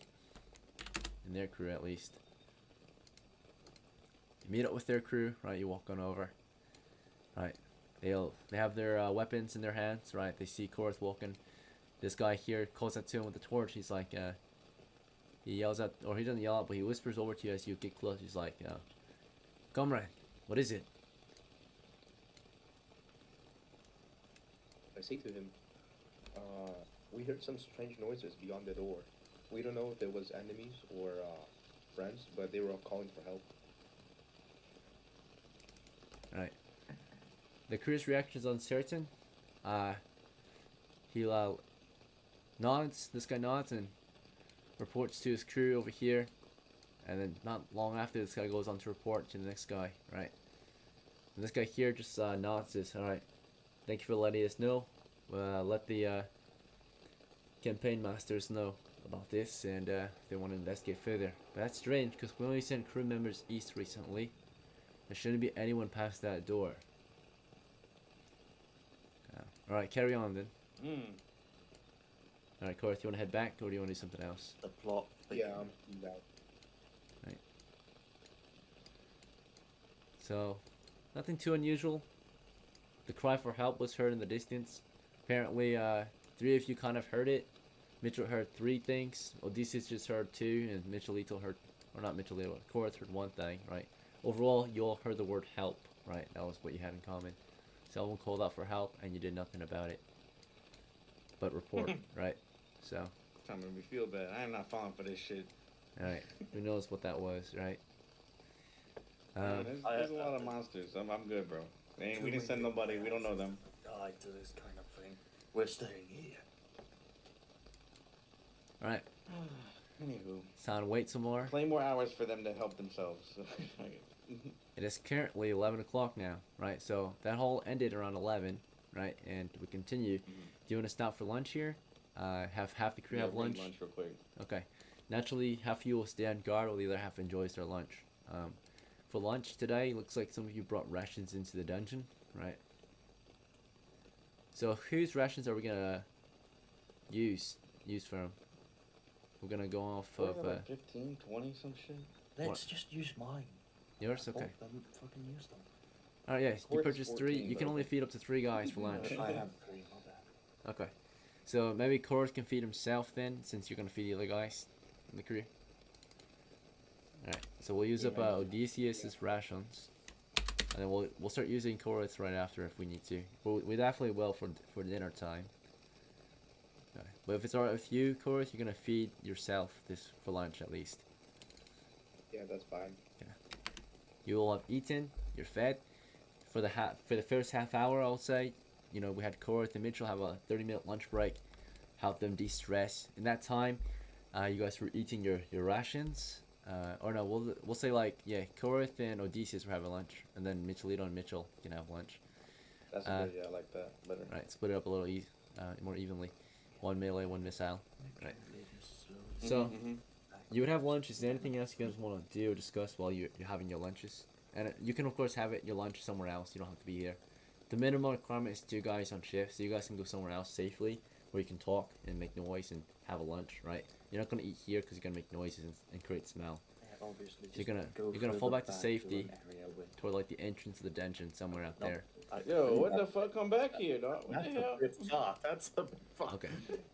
I mean, you can eat here if you want. The issue though about eating the dungeon is it could bring in encounters, right? The smell of the food, the Oh, sound no, of the no, send crunching them back. Alright, fuck Yeah, it, whatever. Go for it. from Send us enemy back. lines, right, or close to enemy positions, right? So that's what I'm saying.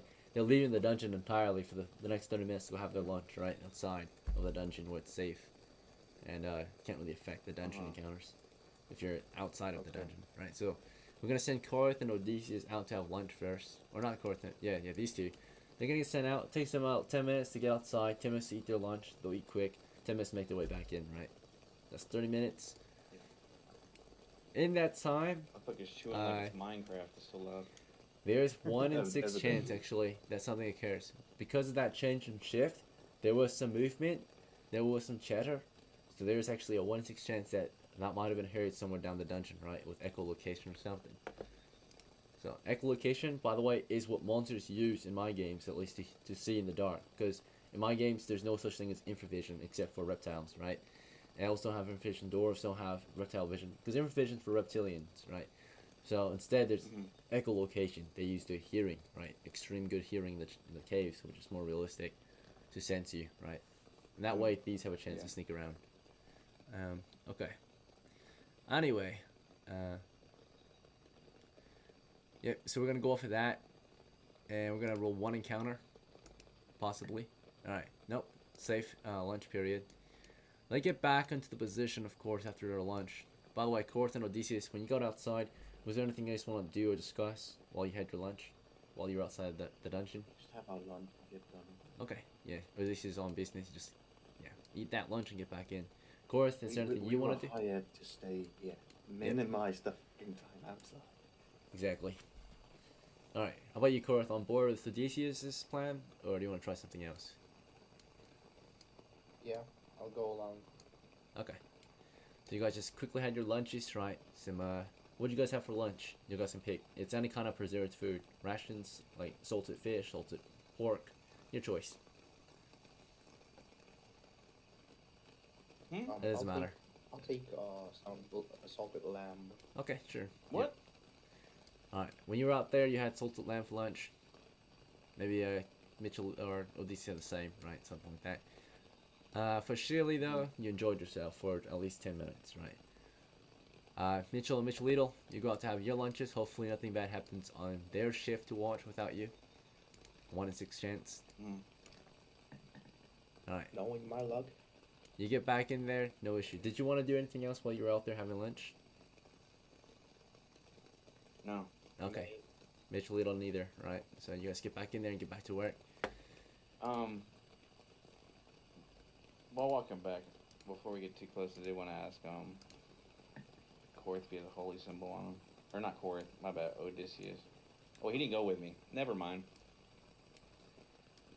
Alright. So, throughout your lunch hour, Not asking. overall, nothing really occurred. Okay.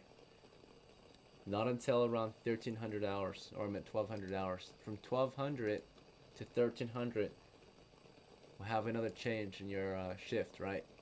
At the time of 12:30, we have something to report.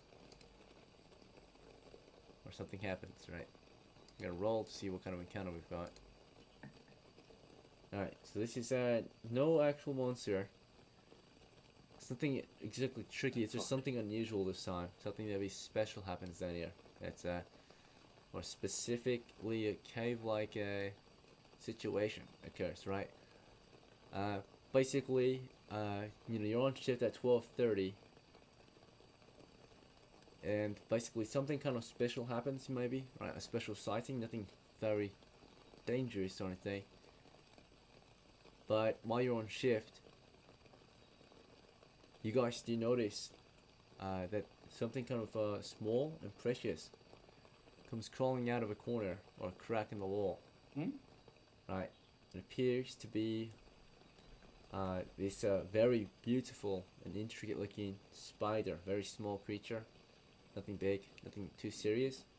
Crawl out of the wall, and what's special about it is that you notice that how it had a luminescent glow to it. It's adapted to its environment. It's made himself look somewhat more vulnerable and tasty looking, right? He's he's luminant. That's poisonous. We're not but it's going probably near very anything poisonous, that's so right? colourful. So it's probably a trap for monsters like an anglerfish gonna look, right? So he Yeah, walks around, exactly. and at least two smaller Bait. creatures, right? It can Don't bite them in, touch that motherfucker.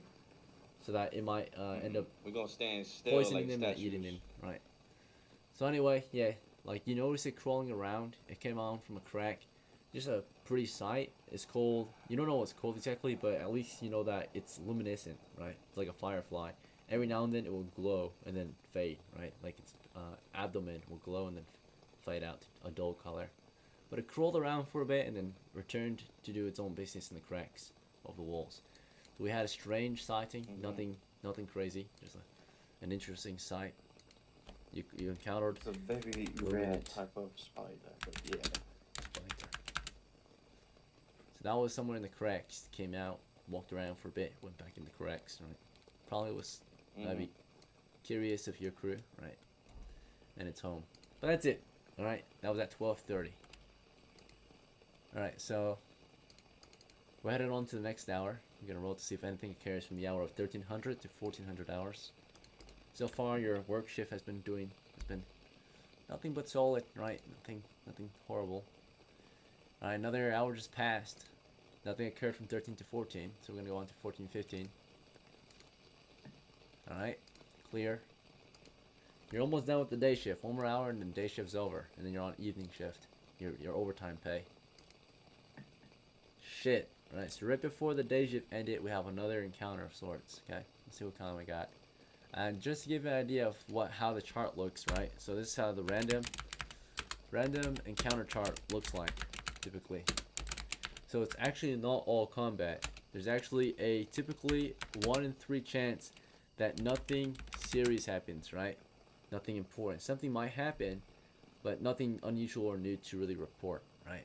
So nothing really important. Like the spider. Yeah. So it's called a basically an empty encounter, really. All right. So nothing crazy. No, the spider was something special. So nothing would mean like very little. Like it's not northworthy of reporting or talking about. Like the wind made, like something that's not really crazy at all. The spider is considered a special encounter. So there's actually only a 1 in 6 chance, typically out of a 1 in 6 chance, that there's a random monster encounter actually. So that would be on a 4 typically, that it's a monster. Just to give you an idea how the charts work, if you guys want to learn how I'm doing things. So, and this is based off, of course, encounter tables in the rules for dungeons, room encounters. Alright, so, and then there's typically a 5. Some dungeons are different, but this is how this one is. 5 is typically considered special, and the 6 is considered some kind of trick or trap, right? So earlier you did have some kind of tricky situation, trap situation, right? So tricky encounter, right? So puzzle, right? Kind of a trick encounter, right? So, or we got special encounters. Okay, why is this not a 6? Like, Am I the only one where his screen is currently just at low quality? is it low quality? It can be like that. Yeah, it's fine. It's fighting itself. Alright. If we give it a minute before we can read. Okay. Basically, yeah, 1 in 3 chance. It's pretty much nothing unusual to report. So nothing. Right. Typically 4 or 1 in 6 chance that something hostile happens, like in a hostile encounter. 5 in 6 chance that's a special type of encounter. Right. And then of course 6 chance is a tricky encounter. Right. So it's not really hostile. It's not really good. But it's like in between. Right. It can be good or bad. Right. That's how it usually goes. Alright. We're actually gonna roll right now to see how this encounter is gonna go right now. Alright, it's the worst outcome, a hostile encounter. Alright, we're gonna roll to see the encounter distance first, starting with surprise. Although you are on guard, there's a chance that you weren't able to hear this from a distance, that you only started to hear it once it was pretty close, right? So we are not surprised. And let's see if it's surprised.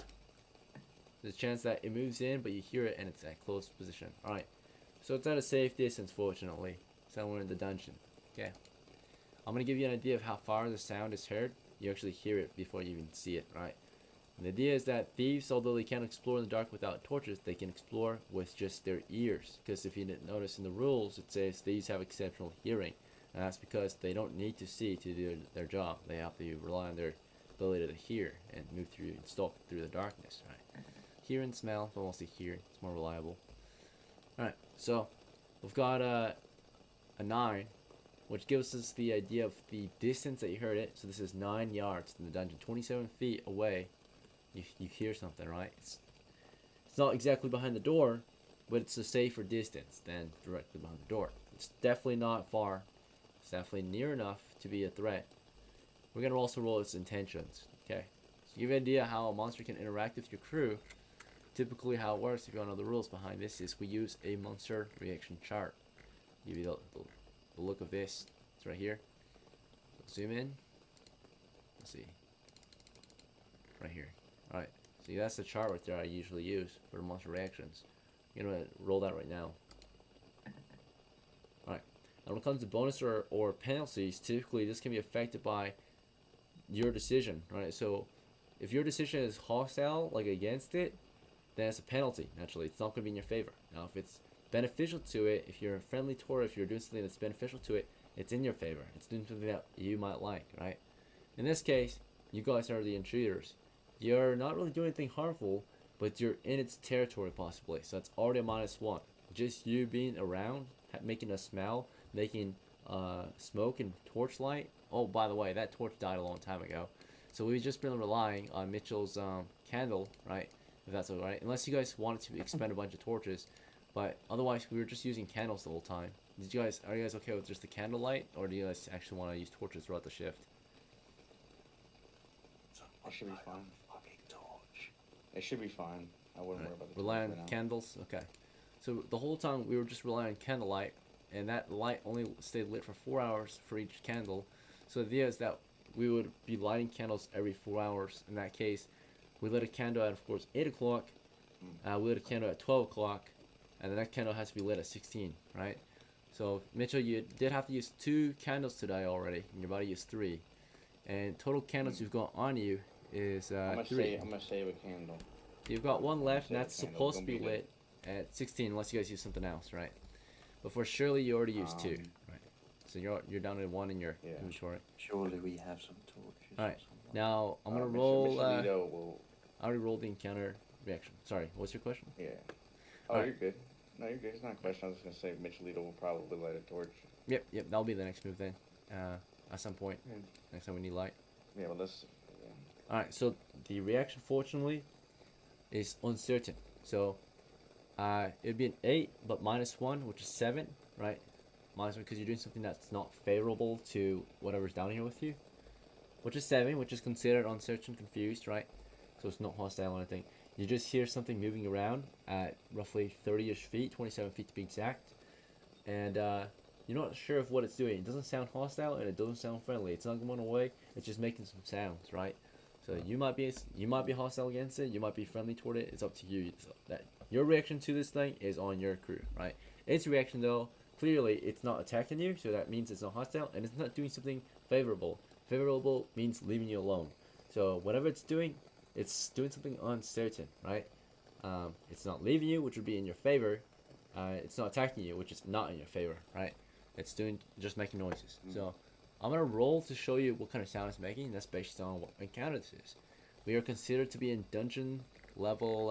So how dungeon levels kind of work is typically there's symbolism in a dungeon. Typically, the deeper you are in the dungeon, the higher level, or the further away you are from any entrance, kind of indicates the depth you're in. And levels of a dungeon don't always have to be stairs or have to be teleportation portals or gates. They can also just be the fact that you're further away from the entrance. The idea, of course, the deeper you're in the dungeon, whether it be because lower level or further in to a cave or higher up, indeed, right? You can actually be higher up and encounter a dragon, right? Because the dragon might be on the very top of the castle instead of the basement, right? So basically, the further away from any easy accessible entry point, the deeper you are in, right? The higher the stakes are, right? You're further away from any exit points, the higher the level of monsters. You guys are actually considered, you were already warned of how far in you were, and based on the reports, you guys are, even though you're not down these symbolized stairs, you were actually kind of hearing reports that you're probably considered to be in dungeon level 1.5, right? You're not exactly in level 1 anymore, but you're not exactly in level 2 yet. You're in between, right? Being this far in, right, to the dungeon. So, let's check out the encounter. What you're hearing down here, level 20. And basically how it goes is I'm going to look at a chart, and then I'm going to reflect it based on the type of monsters that are supposed to be here. Chart's going to reflect that. The scripture might not exactly be on par, but it'll be something similar. If you look at the basic rules chart, you can actually see and go through the rules with me and see what kind of encounter this might be. I'll give you a look, right? Is high good for us? Alright, so naturally wolves I don't don't know. exist in the dungeon, but something equivalent to a wolf is making a sound. Alright, some kind of beast up ahead is making sounds down here with you. Right? Naturally, this is a rune. Where? Wolves wouldn't exist, but something similar to wolf Where? would exist. Right? I maybe can't see your whole screen now. Oh, I see. Okay. Alright, so Okay. something down there that sounds like wolf, but probably isn't wolf because it's in a cave, right? It's down there with you, right? So make some strange sounds. It's growling from a distance, right? So you hear these weird growling sounds, and yeah, you're hearing it. It's growling. There's, let's see how many there are. 2 to 12. Okay. Alright. I'm gonna load.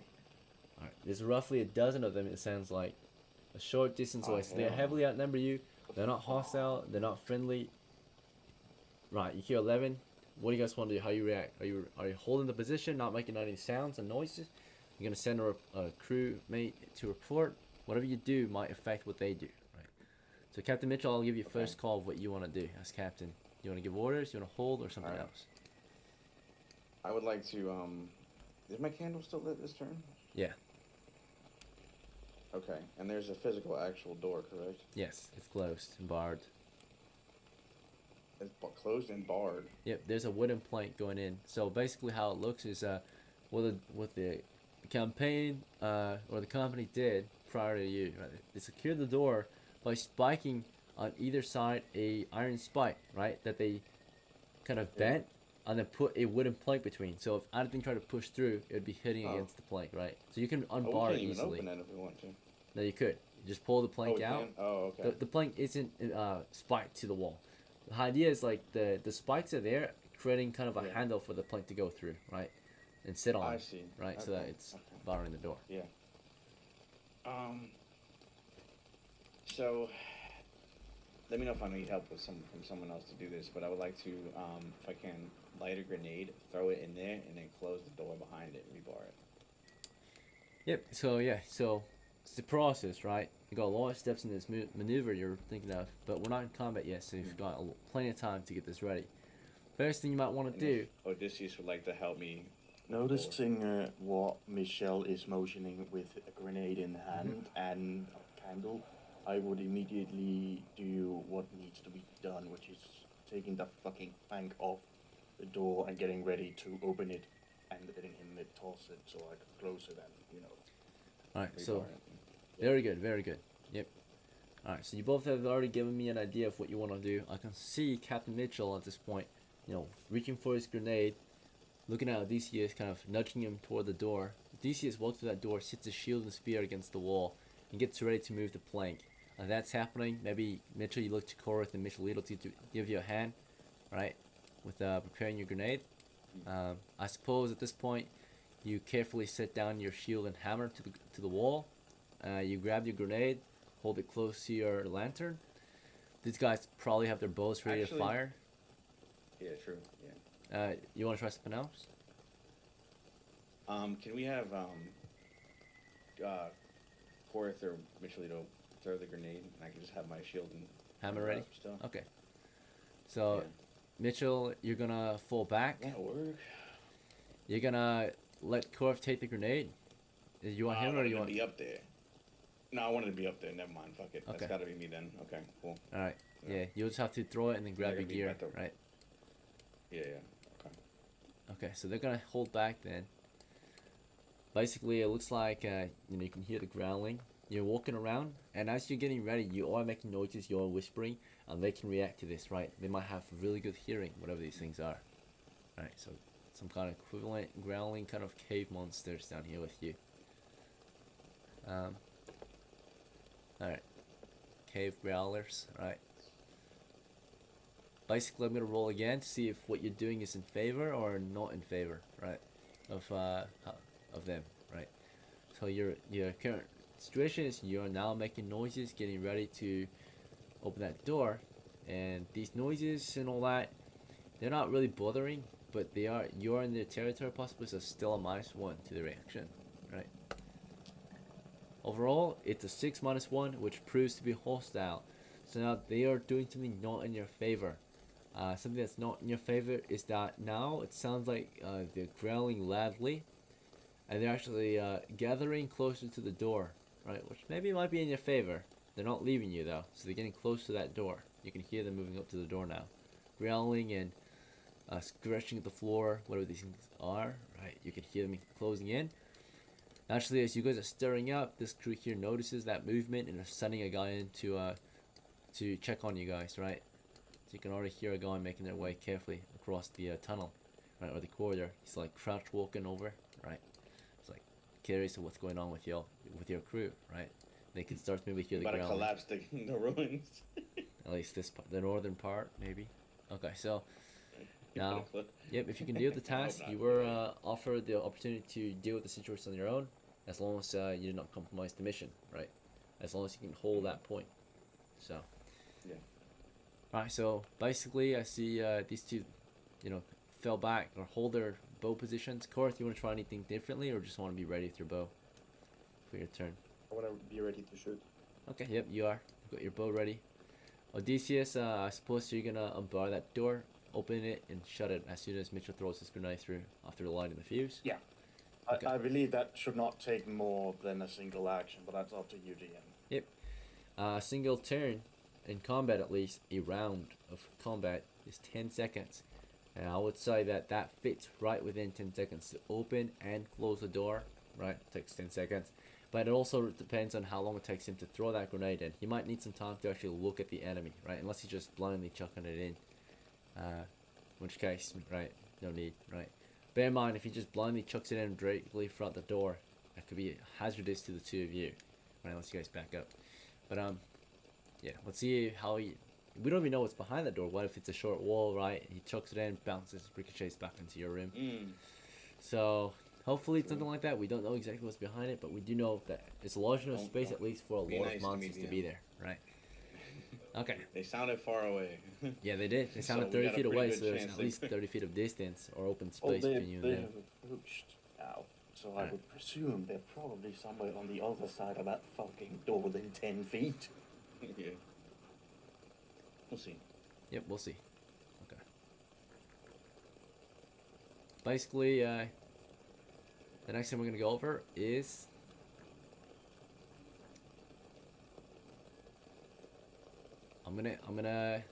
I can't draw it for you because we're not mapping, but I'll describe what you kind of notice as soon as you open that door. And the way this door opens actually is basically the hinges of the It's door. hard, so it'd have to put open towards us. The hinges of the door are actually on the other side. What? Okay. Yeah. That made no sense, but okay. The hinge of the door are on the other side.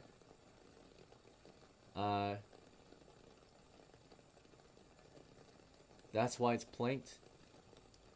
Right? We did not put this door here originally. This door was already here. So the hinge is on the other side, so this would be a pull door. We do have a plank here. Yeah. So if it was pushed open, right, it hit the plank. That's why we had it in the first place, right? Because it's a push door from the other side, it's a pull door from our side. So the plank would prevent it from being pushed open freely, actually. Or pulled open, right? It would be a pull door on their side. Push for us, actually. Yeah, no, they would have to. Yeah, if Yeah. it's barred, they can't. Yeah, they would push into it. Yeah. So Enemy. the hinges are on their So it'd side, be pull for right? us. So if the hinges are on their side, it's actually push for us, right? Pull for them, because the hinges are on their side, right? So you don't see the Yeah, hinges on hinge this would be side. our So this is a push door for you guys, right? Well, what the bar doing? It is a barred door. We barred it, Mm. or the crew did, previous crews. I'm talking about the hinges though. The hinges are on the other side of the door. So that would make this door for you guys at least a push door. You would have to push it open after unbarring it, right? Like it'd go in. Oh, I see. I get it. You know what There's I'm like hooks on it, and then I get it. Okay, Right. I get it now. So we unbar the door, right? The spikes that held the bar, which is a plank of wood by the way, They were made out of just iron spikes that were bent. Curved at a 45-degree angle, creating basically these hooks Yeah, that you yeah. could put the bar in. Oh no, wait, we took that off just now. And we're now pushing the door open. And the direction that the door opens is to the it opens up to the east, right? So you would push it this way. Opens to the east when you push it, which allows you to see westward. And it allows you to see, as soon as that door is pushed open, Odysseus has most of the visibility, right? Because the door is pushing eastward. So Mitchell, you actually don't see much, but you do see the door open, so you can actually throw the grenade against the door, make it bounce kind of toward the west if you wanted to. You can step forward, and you can, of course,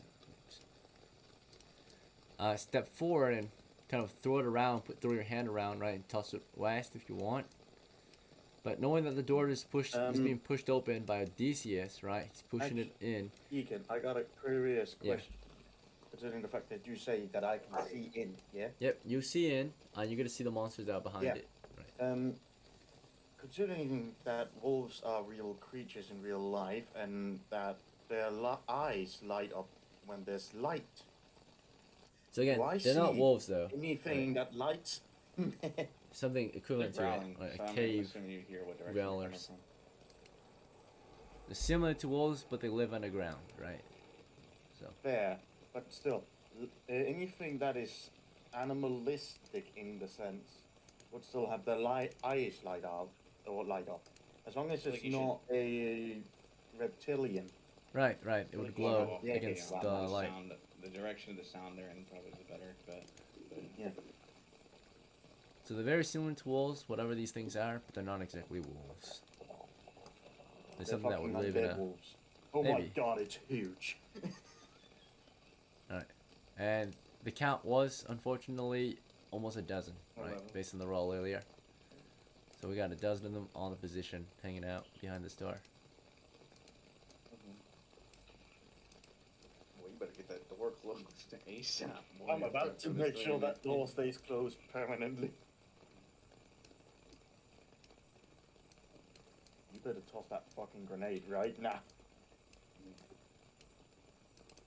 Alright, well anyway, that's all I'm going to draw for now. That's all you can really see. But yeah, so Odysseus, as soon as you push it open, it actually doesn't go open on the way. The reason why is because although the door is, as you push it open, first of all, we gotta determine if it's stuck or locked, right? So there's actually a 2 in 6 chance that it's actually stuck, right? And also a 2 in 6 I chance think that that it's grenade locked. is not lighted. So No, we I'm pushed kinda it. waiting for you, I think. When you pushed it, right, you put a normal amount of force in. You're not forcing it, you're just opening it, right? So when you try to open it, you realize, and Mitchell, you didn't light the breaking up. grenade yet, Oh, right? God. So he's, Hello? hello, are you guys okay? Oh, Lord. Oh, Yeah, what the fuck? you're good, you're good, we can still I see. can't hear shit. Alright, Oh, Mitchell can't oh, hear shit. shit. Alright, we'll wait for him. You hear us, man? Yeah. Good. He's back.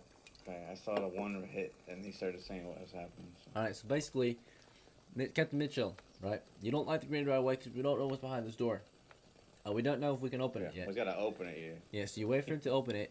Odysseus tries opening it normally first, right? Fails, right? Realizing that it doesn't open, it's clearly stuck, but we're also going to see if there is actually a lock on the door. We never checked for a lock. Fortunately, there's no lock, right? You don't see a lock. Clearly, the door is just stuck. That means that Odysseus needs to force it open, right? So you'd have to throw his weight against it. Or kick it That's in, not good. right? It is a stuck door. So it needs force to be kicked open. Now, also, if there's something behind the door, that can also add to the amount of force you need to get this thing open, right? Otherwise, it would just get caught behind or against whatever's behind it. And then clearly, you can hear creatures against the door pressing against it, and they're actually trying to open the door themselves, right?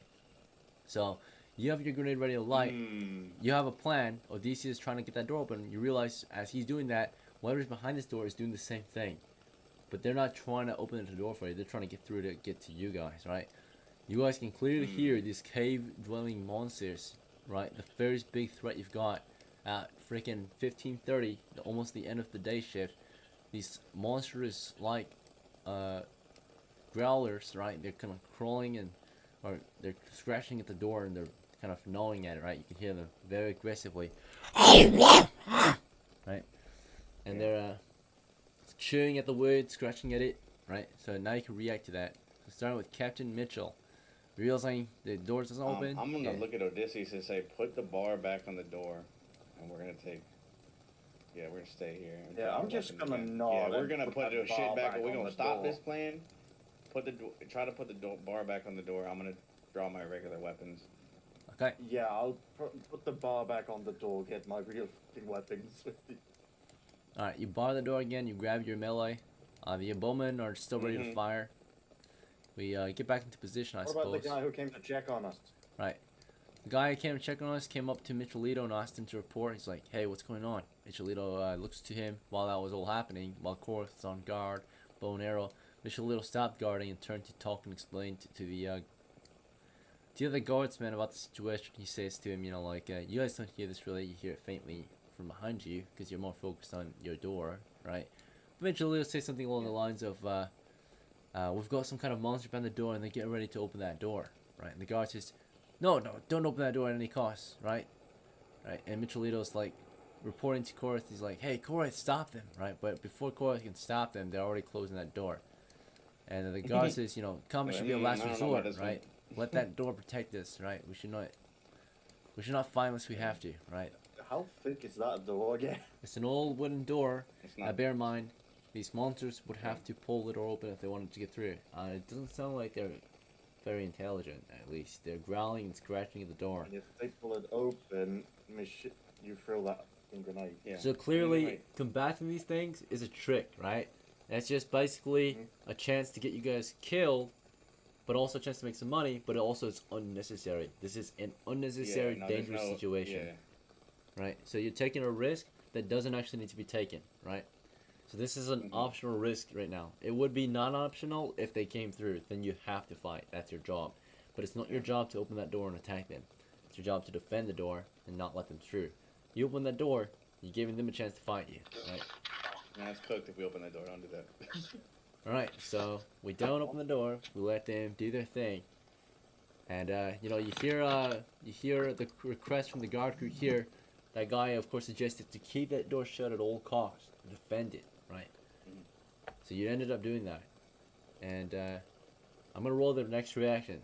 Because the things have been scratching the door, we're going to see how they react to the idea that, you know, that door, although you can hear things behind it, although you can smell some delicious meat, you know, behind that door, it's not opening, right? So now we're going to roll the reaction, right? We're going to see if it's in your favor or if it's not in favor. Naturally, they already want something that's not in your favor, right? They want to eat you, it sounds like, right? Or they want you. They want what's behind this door. So it's already a -1, right? Based on what you're doing as well, you're in their territory, so it's a -1. So we have a -2 right now to the reaction. We have a -1 because you're in their territory. We have a -1 because these things are hungry, it sounds like, right? They've got to eat. So with -2, and that increases the chance of this being not in your favor, right? Alright, turns out it's hostile. 2. 4 minus 2 is 2. It's not in your favor for sure. So they do something that you don't want them to do, which is they start pulling at the handle and pulling the door open, right? Fortunately, as they do this, right, they're pulling the door open, naturally, which is not in your favor. And the only thing between you and them at that point, if they get this thing pulled open, is a bar, a wooden plank, right? Because they're not pushing the door open, and it's not a push door on their side; it's a pull door. So they just pull it open. They just see a wooden plank, right? That's it. They can easily go under it or over it, right? If they wanted to. More likely go under it.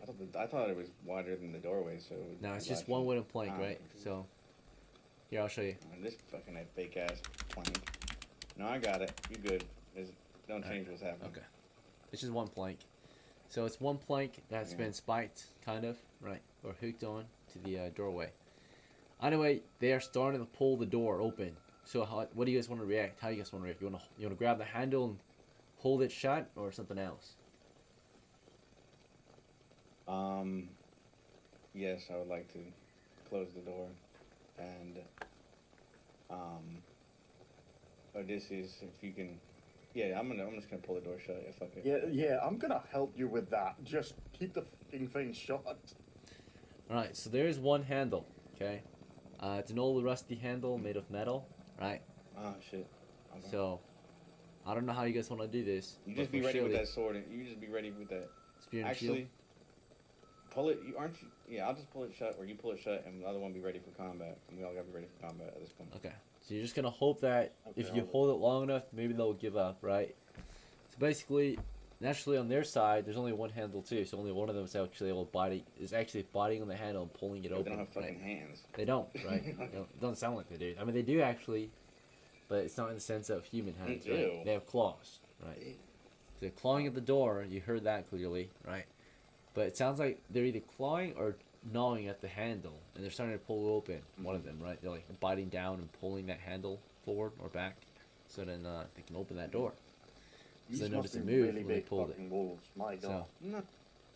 Normal size, probably. it's chewing I at the don't know. handle. It's trying to pull this thing open. As it does this, right? It's got resistance from the other side, Mitchell. Okay.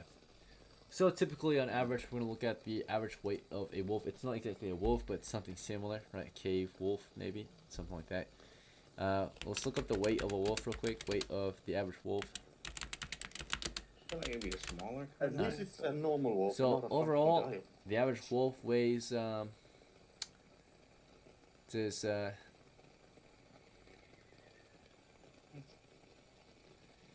They're on average They live in it, really. I 75 feel like it can't be that pounds, 88 pounds. Yeah. Okay. So the mean of the average wolf is 90 pounds roughly. So that means clearly, without even a forced doors check, as long as you're not encumbered, you can of course hold that weight, right? Humans have a max encumbrance in the game of 160, their own body weight. And looking at Mitchell's character, you already are encumbered, I think heavily, 60 plus 35. right? No, So I'm at 60, so it's medium. okay, so you're medium. Never mind. Okay, so that means you can carry up to 100 pounds, right? Because you're already at 60. 100 is higher than 90, so you don't need a forced door check. A forced door check, what it'll do is it'll double the amount you can carry, which would be, instead of 160, it'd be 320, right? Which will give you, on top of the 100 that you can currently carry, since you're already carrying 60, it'd give you 260 total that you can carry on top of the 60 that you already are holding, right? So because you already have 100 encumbrance free still, right, or 100 pounds that you can pull, there's no roll required on your side. Now that's only if the wolf doesn't do a forced door check on its side. It can pull a max of 90 typically. If it passes the forced doors check, it's 180. In that case, your roll is required. So we're gonna roll for that. The wolf has a 2 in 6 chance to do a forced doors check, right? If it gets a 1 or 2, it applies double its weight, which is of course 180. So we're gonna roll that. It's a 1 in 6 or 2 in 6 chance. All right, it failed. So it goes and gives it a go, right? It tries to see if it's strong enough. It gives it maybe like a minute, right? So it's pulling and chewing, and overall on average here, we're gonna say this is the average roll. On average, this wolf is only able to apply roughly 90 pounds of force, right? It's full force because it's not wearing anything naturally. You, on the other hand, are applying 100 pounds of force because you're already carrying 60, and of course on top of that, you're throwing your body weight on there. So it's actually gonna have to pull more than that. It's gonna have to pull. On top of the 100, it's gonna pull your equipment weight and it's gonna pull your body weight because you're putting, you're holding that door. So your encumbrance is how much you can actually like lift and pull, like the force you can apply with your body, like. But then that does not include your body weight. On top of the weight of your, on top of that 100 pounds, it also has to pull your own body weight because if you like pull the door with all your body weight, it's to pull 160. I Yeah. get it. So that wolf, you need to try If you super wanna hard get to real have any complicated, chance. we Yeah. can calculate how tall the wolf is. Right. No, we're not gonna do Yeah, that. yeah, We're just yeah, going on the averages. hypotenuse and X Yeah. and Y. So forces, I overall, got it. that I wolf was in has no physics. chance, right, against you on average. Every now and then, you might feel the door give in a little bit if you know, on average, of course. Overall, you're able to keep that door shut, though, is what matters, right? Overall, but you against one wolf, no chance, right? That wolf never had had little to no chance, right? And throughout this time, realizing on average it has not enough strength to get that door open, it's gonna react again. It's gonna react to see if it's gonna give up on the door and try something else, or if it's gonna keep going, right? I'll go And this chase is gonna the be spider made. down the hall. It's gonna be based on a morale check here. As for that wolf, he's gonna do that. The rest of the wolves are gonna react accordingly, whether in favor or not in favor, right? So overall, that wolf gives it, you know, he's gonna react to the fact that he failed to open it, and even though he failed to open it, he's pretty disciplined, and will keep doing it as long as his pack remains around him. We're gonna roll the pack's reaction to the situation, and the reaction is hostile, not in favor. They stick around, they're hungry and desperate, and they decide to encourage him to keep trying. He's gonna try again. Hey, this guy does not give up easily. Alright. When you first encountered these guys, I was at 1530. By the time they got to your door and started making noises, it was 1540. By the time you guys started contesting them, that was another 10 minutes. The current time in the game world is 1550. That's when the second attempt begins. It starts pulling on the door again and again, and his friends encourage him. They keep barking and growling at the door, and your crew remains at the ready. If at any point, Odysseus or Korith, you want to change up your actions, let me know. But that south crew sent a report in for your crew that there's monsters in the area, and you may need reinforcements. So they're requesting reinforcements to either positions, theirs and yours, right? They've reported and monsters are indeed in the area, right? And you're doing what you can to keep them from coming through. The wolf gives it another shot. He did not give up, unfortunately. He's going to roll force doors to apply 180 pounds of force. Alright, he's now applying 180 pounds. So for Shirley, Mitchell needs to get a 2 and 6, right? Or for you, you got a strength bonus, so you might have to roll lower. I mean, you might have a higher chance. Yeah, you have a 16. So you have 4 and 6, plus you have favor, right? So bear that in mind. And if you want, just keep in mind, because you have a legendary roll or a legendary campaign roll. So in that case, you roll with favor. So this roll, you roll twice, we take the better roll. Right? So this is your first time legendary campaign status comes in handy, right, for you. We take lower, it's just 3, and that's within your tolerance, right? You need a 4 and 6 to apply twice your force. In this case, on top of the 100 pounds that you currently carry, you get an additional 160, right? That's 260. Clearly, you outpower the wolf, and this is going to be the idea that we're just going to roll once and consider this the average idea overall. Overall, on average, you were just way stronger than the wolf, and the wolf was just never strong enough at any point on average throughout this turn to get through, right? So the wolf gave it a shot, you know, he tried his best for the next turn, but you never gave up, right? And it never pulled the door free. So instead, it's going to make another morale check. Yeah. And it failed. It failed the morale check. He gives up. He backs off. The rest of the pack, realizing that you're not hostile toward them, it's going to be a +1. So you haven't shown any hostility. But still a -1 because you're in their territory, right? So that's not in favor of them. But they're no longer interested in eating you because they can't get through the door, naturally. So they're not reacting to the situation that, you know, this food is too hard to get. Are we going to keep attacking them, maybe? Or are we going to do something else, right? So they're going to react. It's going to be a pretty Keep neutral that damn reaction door now. closed. Alright, it is not in favor.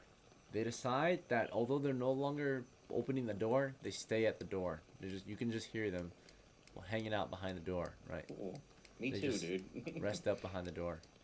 Extra protection against other monsters. Yeah, there you go. Right, an extra barrier. So, you just hang out there and they hang out on the other side, right?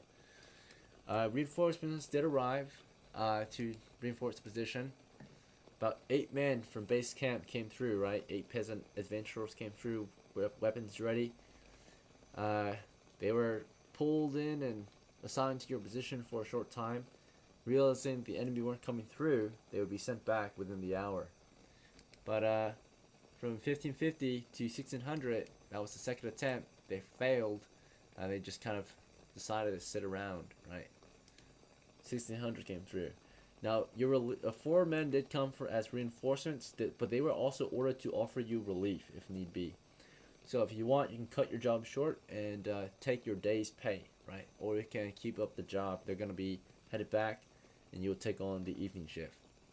Do you want to keep working, or do you want to How long was the cash evening out? shift?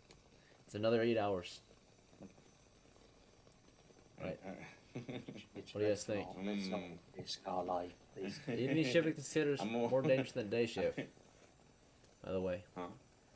it is slightly more dangerous than the day shift. Evening shift, right? That's when the monsters wake up and want to have breakfast. Yeah. What do you guys think? You know. It's not take the risk, man. Okay.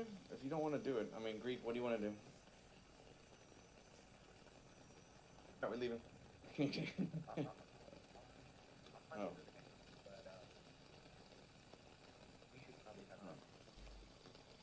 Yeah, we can take the relief. Take the relief? Okay. Probably a pretty smart idea, maybe. I don't like the fact he rolled a 1. There were changes. During this time, lots of noise were made. And during the exchange for the relief crew, there was an encounter at exactly 1600. So from 1550 to 1600, nothing happened, right? They couldn't get through. You held that position. But at exactly 1600, when you guys were figuring out whether or not you wanted to be relieved, fortunately we did have the reinforcements nearby, another 8 troops in the area. However, there's an encounter situation, right? With all the noises being made, we get an encounter. See what kind we got. Alright, nothing unusual really to report. Oh It was a no. pretty normal encounter. So, I already rolled that there was an encounter, but the kind of encounter was it was nothing worthy of reporting, right? So It was a rat. no. Instead, though, nothing really noteworthy of your crew reporting. It was a crew from the Delve coming back in at 1600. They're being relieved, right? So they're gonna go out because they finished their shift, which was an 8-hour shift from 8 o'clock to 1600 to explore the dungeon, right? They're gonna get relieved by an evening shift crew, right? To explore deeper. They're gonna go report in, but that's their job to report, not your job. You'll maybe take note of this that they came through, but they're reporting on their own, right? This is a adventuring crew, which you might join at some point, or you might be assigned one of these jobs in the future when you have enough men. But typically, yeah, this crew came out with 20 troops crawling out of the dungeon, right? With loot, with monsters killed, and with information, right? So a large expeditionary team consisting of various levels, majority of level 0s, small portion level 1, and a very small about half of them level 0s, about a third of them level 1s, it looks like. And the small leadership is level 2 or 3, right? Crawling out of the dungeon, right? A band of, the main force, the day shift force. And the main effort is usually applied during the day, naturally, when the monsters are least active, when we can get the drop on them, right? Because the monsters need time to sleep and recover too. And yet, constant raids that we'll be conducting on them, right? And if they fight while tired, we'll have an advantage. No matter what you are, monster or not, you're gonna need some time to recover, right? Even if you're undead, you'll need magic to reinforce the ones who were destroyed, right? So you don't need to eat, but when your guys are killed, you need someone to revive those guys who were killed, right? Necromancer or whatever. Or they need to just respawn from evil spirits or something. Those evil spirits need to recharge and regain their power so they can, resurrect another skeletal or animate another skeleton. Anyway, overall though, everything needs time to recover, and the best time to do a delve was during the day. Expedition team came back in. They might send guys in during the evening. Most likely they won't. Night shift is off limits. They never send crews at night, but unless you want to fight, right? It's like super active at night, so it's just on defense mode. It's the enemy turn to attack. Day shift is our turn to attack. So day shift crew came through. They came out with all their loot. Most of the monsters they killed were vermin of some kind, right? They were pretty successful.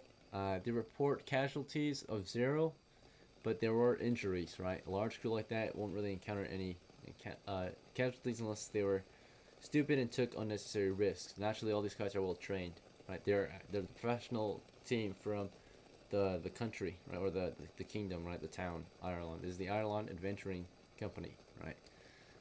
Professional adventurers that you were hired by to do a professional task, which is a paid task that comes with safety, and all that, right? So you can do your job at a reasonably safe rate, and you're not just doing it on your own, right? You're doing it with a professional company.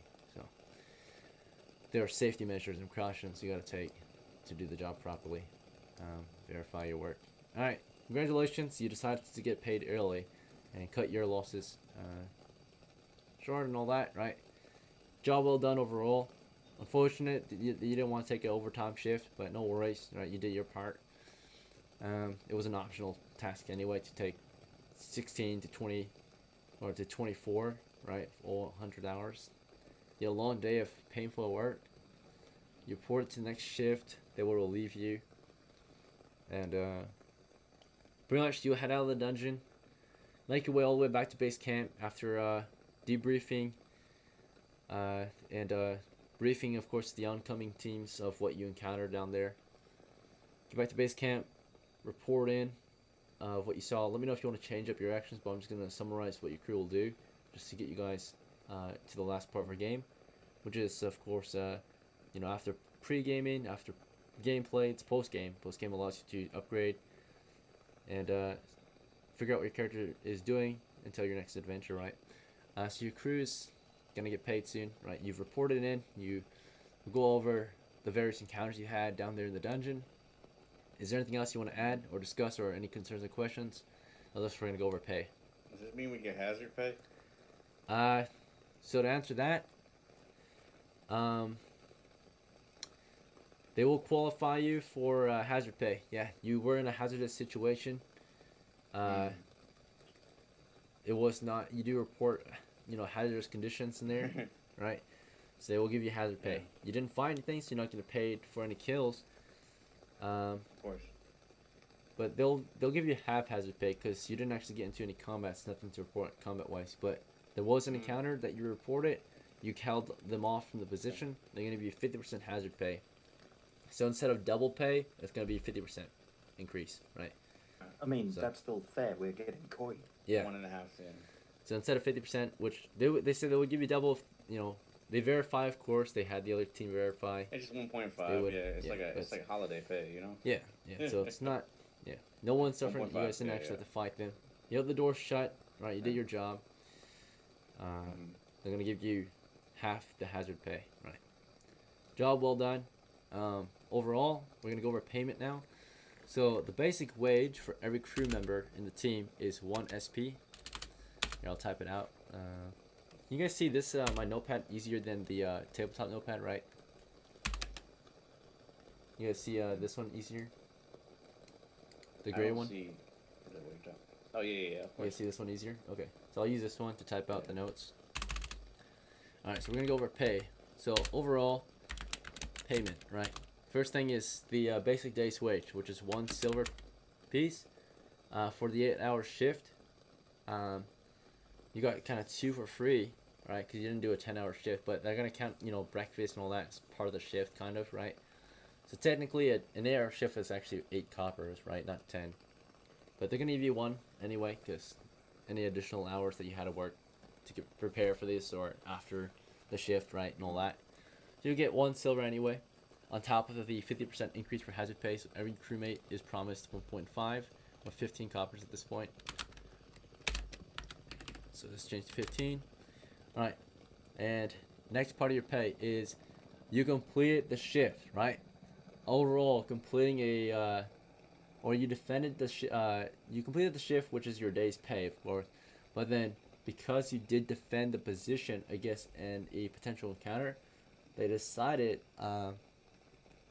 because you did not let the position was attacked today, you held off the enemy, you got your 50% hazard pay, but on top of that, they wanted to give you a 10% increase, which will give you basically 2 extra coppers, right? So they give you a 10% increase because you successfully defended the position. There was a hazardous condition, which gave you 50% increase, but then you also successfully defended the position, which was a 10% increase. So on top of the 15, you're now going up to 17 each, okay? So the standard pay for each crewmate is 17, which is roughly equivalent to $170 for your 10-hour or your 8-hour shift today, right? Which is pretty good so far, right? Now, they also want to reward the leader of the expedition a little more. Before they do this, they need to verify his leadership. Basically, they like to do this to qualify their leaders that lead their various crews into the dungeon. Make sure that they pick the right leaders to get the job done. How they do this is typically They will talk to the other members privately. Okay. So overall, they will talk to Mitchell. Yep. Mitchell, Better you're the not one who talk briefed shit. them. You're the first one who briefed them, right? Of what it's your job to brief them what happened, report in. So you were the one reporting. Talked about what happened, what you had your crewmates do down there. They get an idea of who's ready to be the next leader.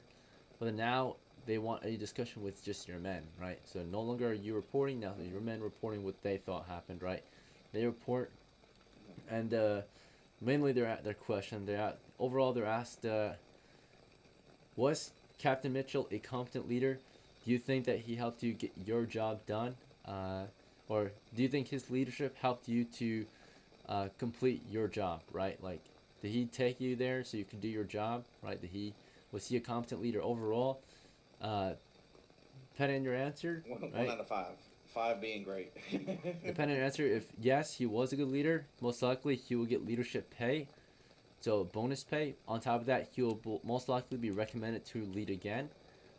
If you say no, he was not, he will receive normal pay because he was just as good as you, right? Worked just as fair as you did, no better, right? So basically, if you think that you could have done the mission without him, right, without his leadership, you will say no, and he'll get the same pay as you instead.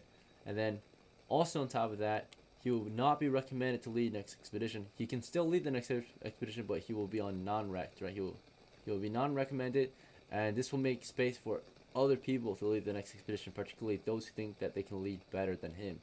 That's how this company likes to do things. So, Odysseus, what's your answer to this? Do you think Mitchell was a competent leader? If he was, like I said, he will be paid more, and he will likely be recommended to lead you again, right? That means there will be little space for you to promote, right? If you say no, there will be a chance for you to promote. He'll get paid as you do, and he will have a lesser chance to get a leadership position again. In this company, at least, they hired Mitchell's crew on to lead a occupation mission, right? A defense mission. I'll deafen myself so it's fair. Yeah, alright, I appreciate it. Alright, so Odysseus, what's your answer? Did they die? They didn't respond yet. I think they're If you guys are talking, you're muted. Yeah, Korath, what's your answer to this? I definitely think that he was a competent leader today. Alright, so he's deserving of the leadership role then? Alright, very well. And then, Odysseus, are you still with us, or what happened, brother? Alright. It turns out Odysseus never made it to the meeting. He came back, right, and as soon as you guys reported in, he kind of took off and did his own thing after pay. So, he didn't come in to vote. Overall, though, Mitchell, you come back in. They thank you for leading the expedition, and they'd like to see you lead another one, right? You're getting paid leadership pay. So leadership pay, basically, a small little raise here. Basically, you're going to get paid 50% more on top of your current wage, right? So instead of 17, it's going to be 50% more. You're going to pay you an extra 8. So you're going to get 25 today. No one got XP because there were no kills or treasures acquired, naturally, right? You did a pretty normal job, right? Yeah. So, no experience, just money, which will help you prepare for more dangerous expeditions, right? So, slowly building up. Odysseus, now you're from 25 to 35, then 42 now, total. 42 copper, alright. At Nice. least we're getting money. That is good for... Korath, you jumped to 17. Captain Mitchell, you earned 25 today. You jumped to 149. And then Michelito was at 0 on his person. He jumps to 17 on his person. Alright, very good. And we're in the final part of the game before we end it tonight. Would anyone here want to... I'll take turns for your responses, but this is your chance now to upgrade your characters and figure out what you want to do to end the game and prepare for the next one, right? So I'll just go over. So this is your time to celebrate or to just upgrade. Start with gold here. Gold, how would you like to spend the rest of the adventure? You want to upgrade? You want to enjoy yourself or something else? Oh, is he back? For Or now, he's... I think we're gonna. Oh, Oh, he's talking. Is green? Can't hear him. maybe. So Oh. I ain't got nothing to do. No upgrades. So this is your chance to like prepare characters the next time you don't have to spend too much time on prep if you don't want to. Right. Well, so any upgrades? probably rations again, but that's something Okay. I would buy depending on how many we are. Yeah. So you don't need that yet. Yeah. And my armor is good. I have a spear. I could probably use something a bit shorter in range. Would you like some recommendations though on what you could get? That might be useful. Hey, what now? Would you like some recommendations on what you Yeah, should purchase? recommendation. Let's hear it. Alright, I'm gonna recommend that you purchase your first scroll case, because no matter what level you are, you can use cleric scrolls, right? And the first scrolls you might want to start buying are Cure Light Wound scrolls, or Protect from Evil scrolls. But more for combat, you might even want to buy some level 2 scrolls, right? I'll give you some ideas what you can purchase. Here's the rule set. We'll go to spells, which is further up. Wait, is this because he's a cleric, or is it just in Yeah, general? he's a cleric. Clerics can use cleric scrolls, Okay. right? Yep. I see. Only clerics though. Right. Right, so now he can, even though he's not level 2, he can still do a little more of his job if he invests in the tools that his job allows him to use, right? His skill set. Alright, fine. I'll buy some scrolls. Let's see what we have. Alright, so here are the cleric scrolls. Oh shit. Let's go. Side. Alright, here they are, right here. So we've got 8 options here. We've got Cure Light Wounds, Detect Evil, Detect Magic, Light, Protect from Evil, Purify Food and Water, Remove Fear, and Resist Cold. Each one will be at the expense of 10 coppers to you. On top of this, you need to buy a scroll kit so you can easily access them on your belt. We're going to first purchase you a scroll kit. The scroll kits can carry up to 3 scrolls, okay, typically. Actually, scrolls are pretty light. I would say like 10 scrolls weigh 1 pound on average. So a scroll case should be enough to carry up to maybe like 30 different scrolls, I think. Yeah, that sounds reasonable. Okay, yeah. Treat them almost like expensive pieces of ammunition, right? Before spellcasters. Right, and the spells that fighters and other people use is, of course, I cast grenade or arrow, right? If you're not a magic user or a cleric, right? Alright, so yeah. Scroll case. Give Which me a ones do you second to want? think about it. I'm looking over what they do, the spells. Yep, no worries. Alright, so you got 1 scroll case. And the weight of a scroll, yeah, it's 1/10 of a pound, I would say. Right, so.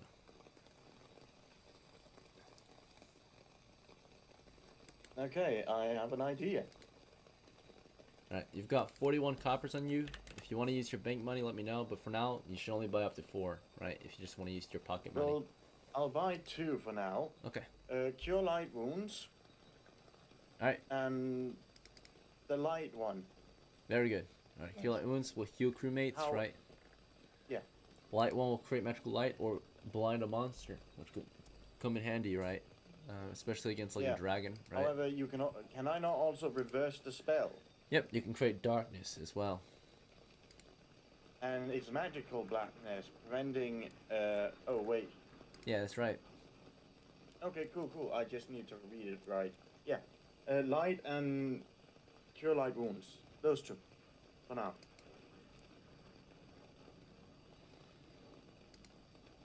Otherwise, I'm gonna head off because I need to be a chauffeur for now.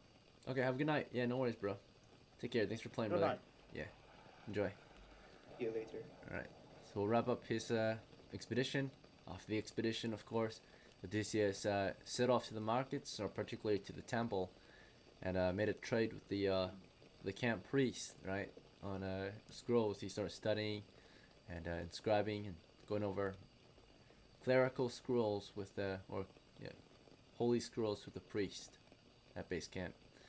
Ended up trading some copper he's earned for, of course, some scrolls. Alright. 21 coppers left, 2 scrolls. We got a cure, light wound, scroll, and a light scroll. Alright, next.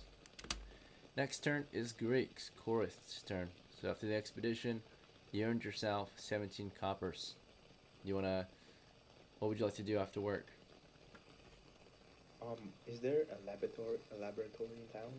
We're not in town, we're at base camp. So base camp has basic establishments and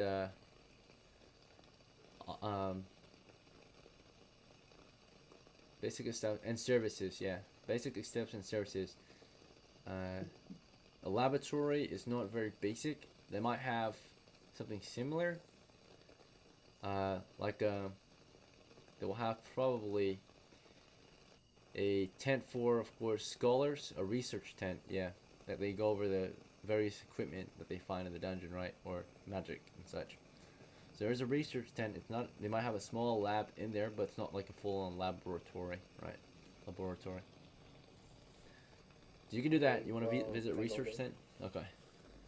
What do you want to do there? I want to find like the main, I guess, like the main worker there, or like whoever's the leader there. Who's in charge? Okay. Yeah. So you meet with the research officer, right? A captain of the research team, right? So you request a meeting with him. Let's see if you get it. You're a brownie, but you just complete your first defense mission, so you've got a little repute now. Let's see if he's willing to meet with you. Alright, it's not in your favor, unfortunately. You cannot meet with the research captain at this time, but you meet with a researcher overall. That is easily done. So you visit the research tent, you meet with a, basically, a research secretary, right? Who's like in charge of, you know, guests or visitors at the research tent, right? So what do you want to ask him or do? I want to tell him, this, I want to ask him, what do you guys mainly do here? Alright, let's see how he reacts to this. Not in favor, not a very good reply, so not exactly what you want to hear. You're a good looking guy. You're respectful, but you ask him a pretty normal question. Right, it's not favorable or unfavorable, but he reacts unfavorably to you overall. He shakes his head and says, well, we do exactly what you think Real we quick, do. I'm gonna head out, Yeah. okay? Oh yeah. Sorry. Have a good night, Mitchell. Thanks for playing, brother. Yep. Thanks, Dan. Good job, Corey. Yep, good job. Alright. So for your turn, the researcher shakes his head and says, this is the research tent. It's all we do here, but we can't really go over much else, unless you're here for actual research purposes. Okay, I'm just gonna wait until I get back to town. You want to head back to town? Well, The campaign currently takes place I at mean- here, so this is current base. This is the base, or the current base. Wherever the base is where we continue the campaign from. So, if you Okay, head yes, back I'm to just gonna, town, you could do I that. guess, end it here today. Yeah. Okay. Well, good. Yeah. The only time that the base changes is during an adventure. If the group that plays wants to campaign elsewhere, that's when the base camp changes. Alright. Okay. Naturally, the crew that plays can choose where they want to start from. If they really want to, they can choose to start from somewhere else. But we start from the default base camp today, which was where we last left off, which is, of course, this base camp. This is the Okay. southwestern campaign base camp, right? At the small castle road. Yeah. Alright. Well, in that case, if you've got nothing else tonight, then you're free to go. Thanks for playing, Korith, or Greek. I hope to see you next time. Okay, yeah, will there be a game in like 9 hours or something? Tomorrow. Alright, have a good night, bro. Okay, alright. See you Take care. then.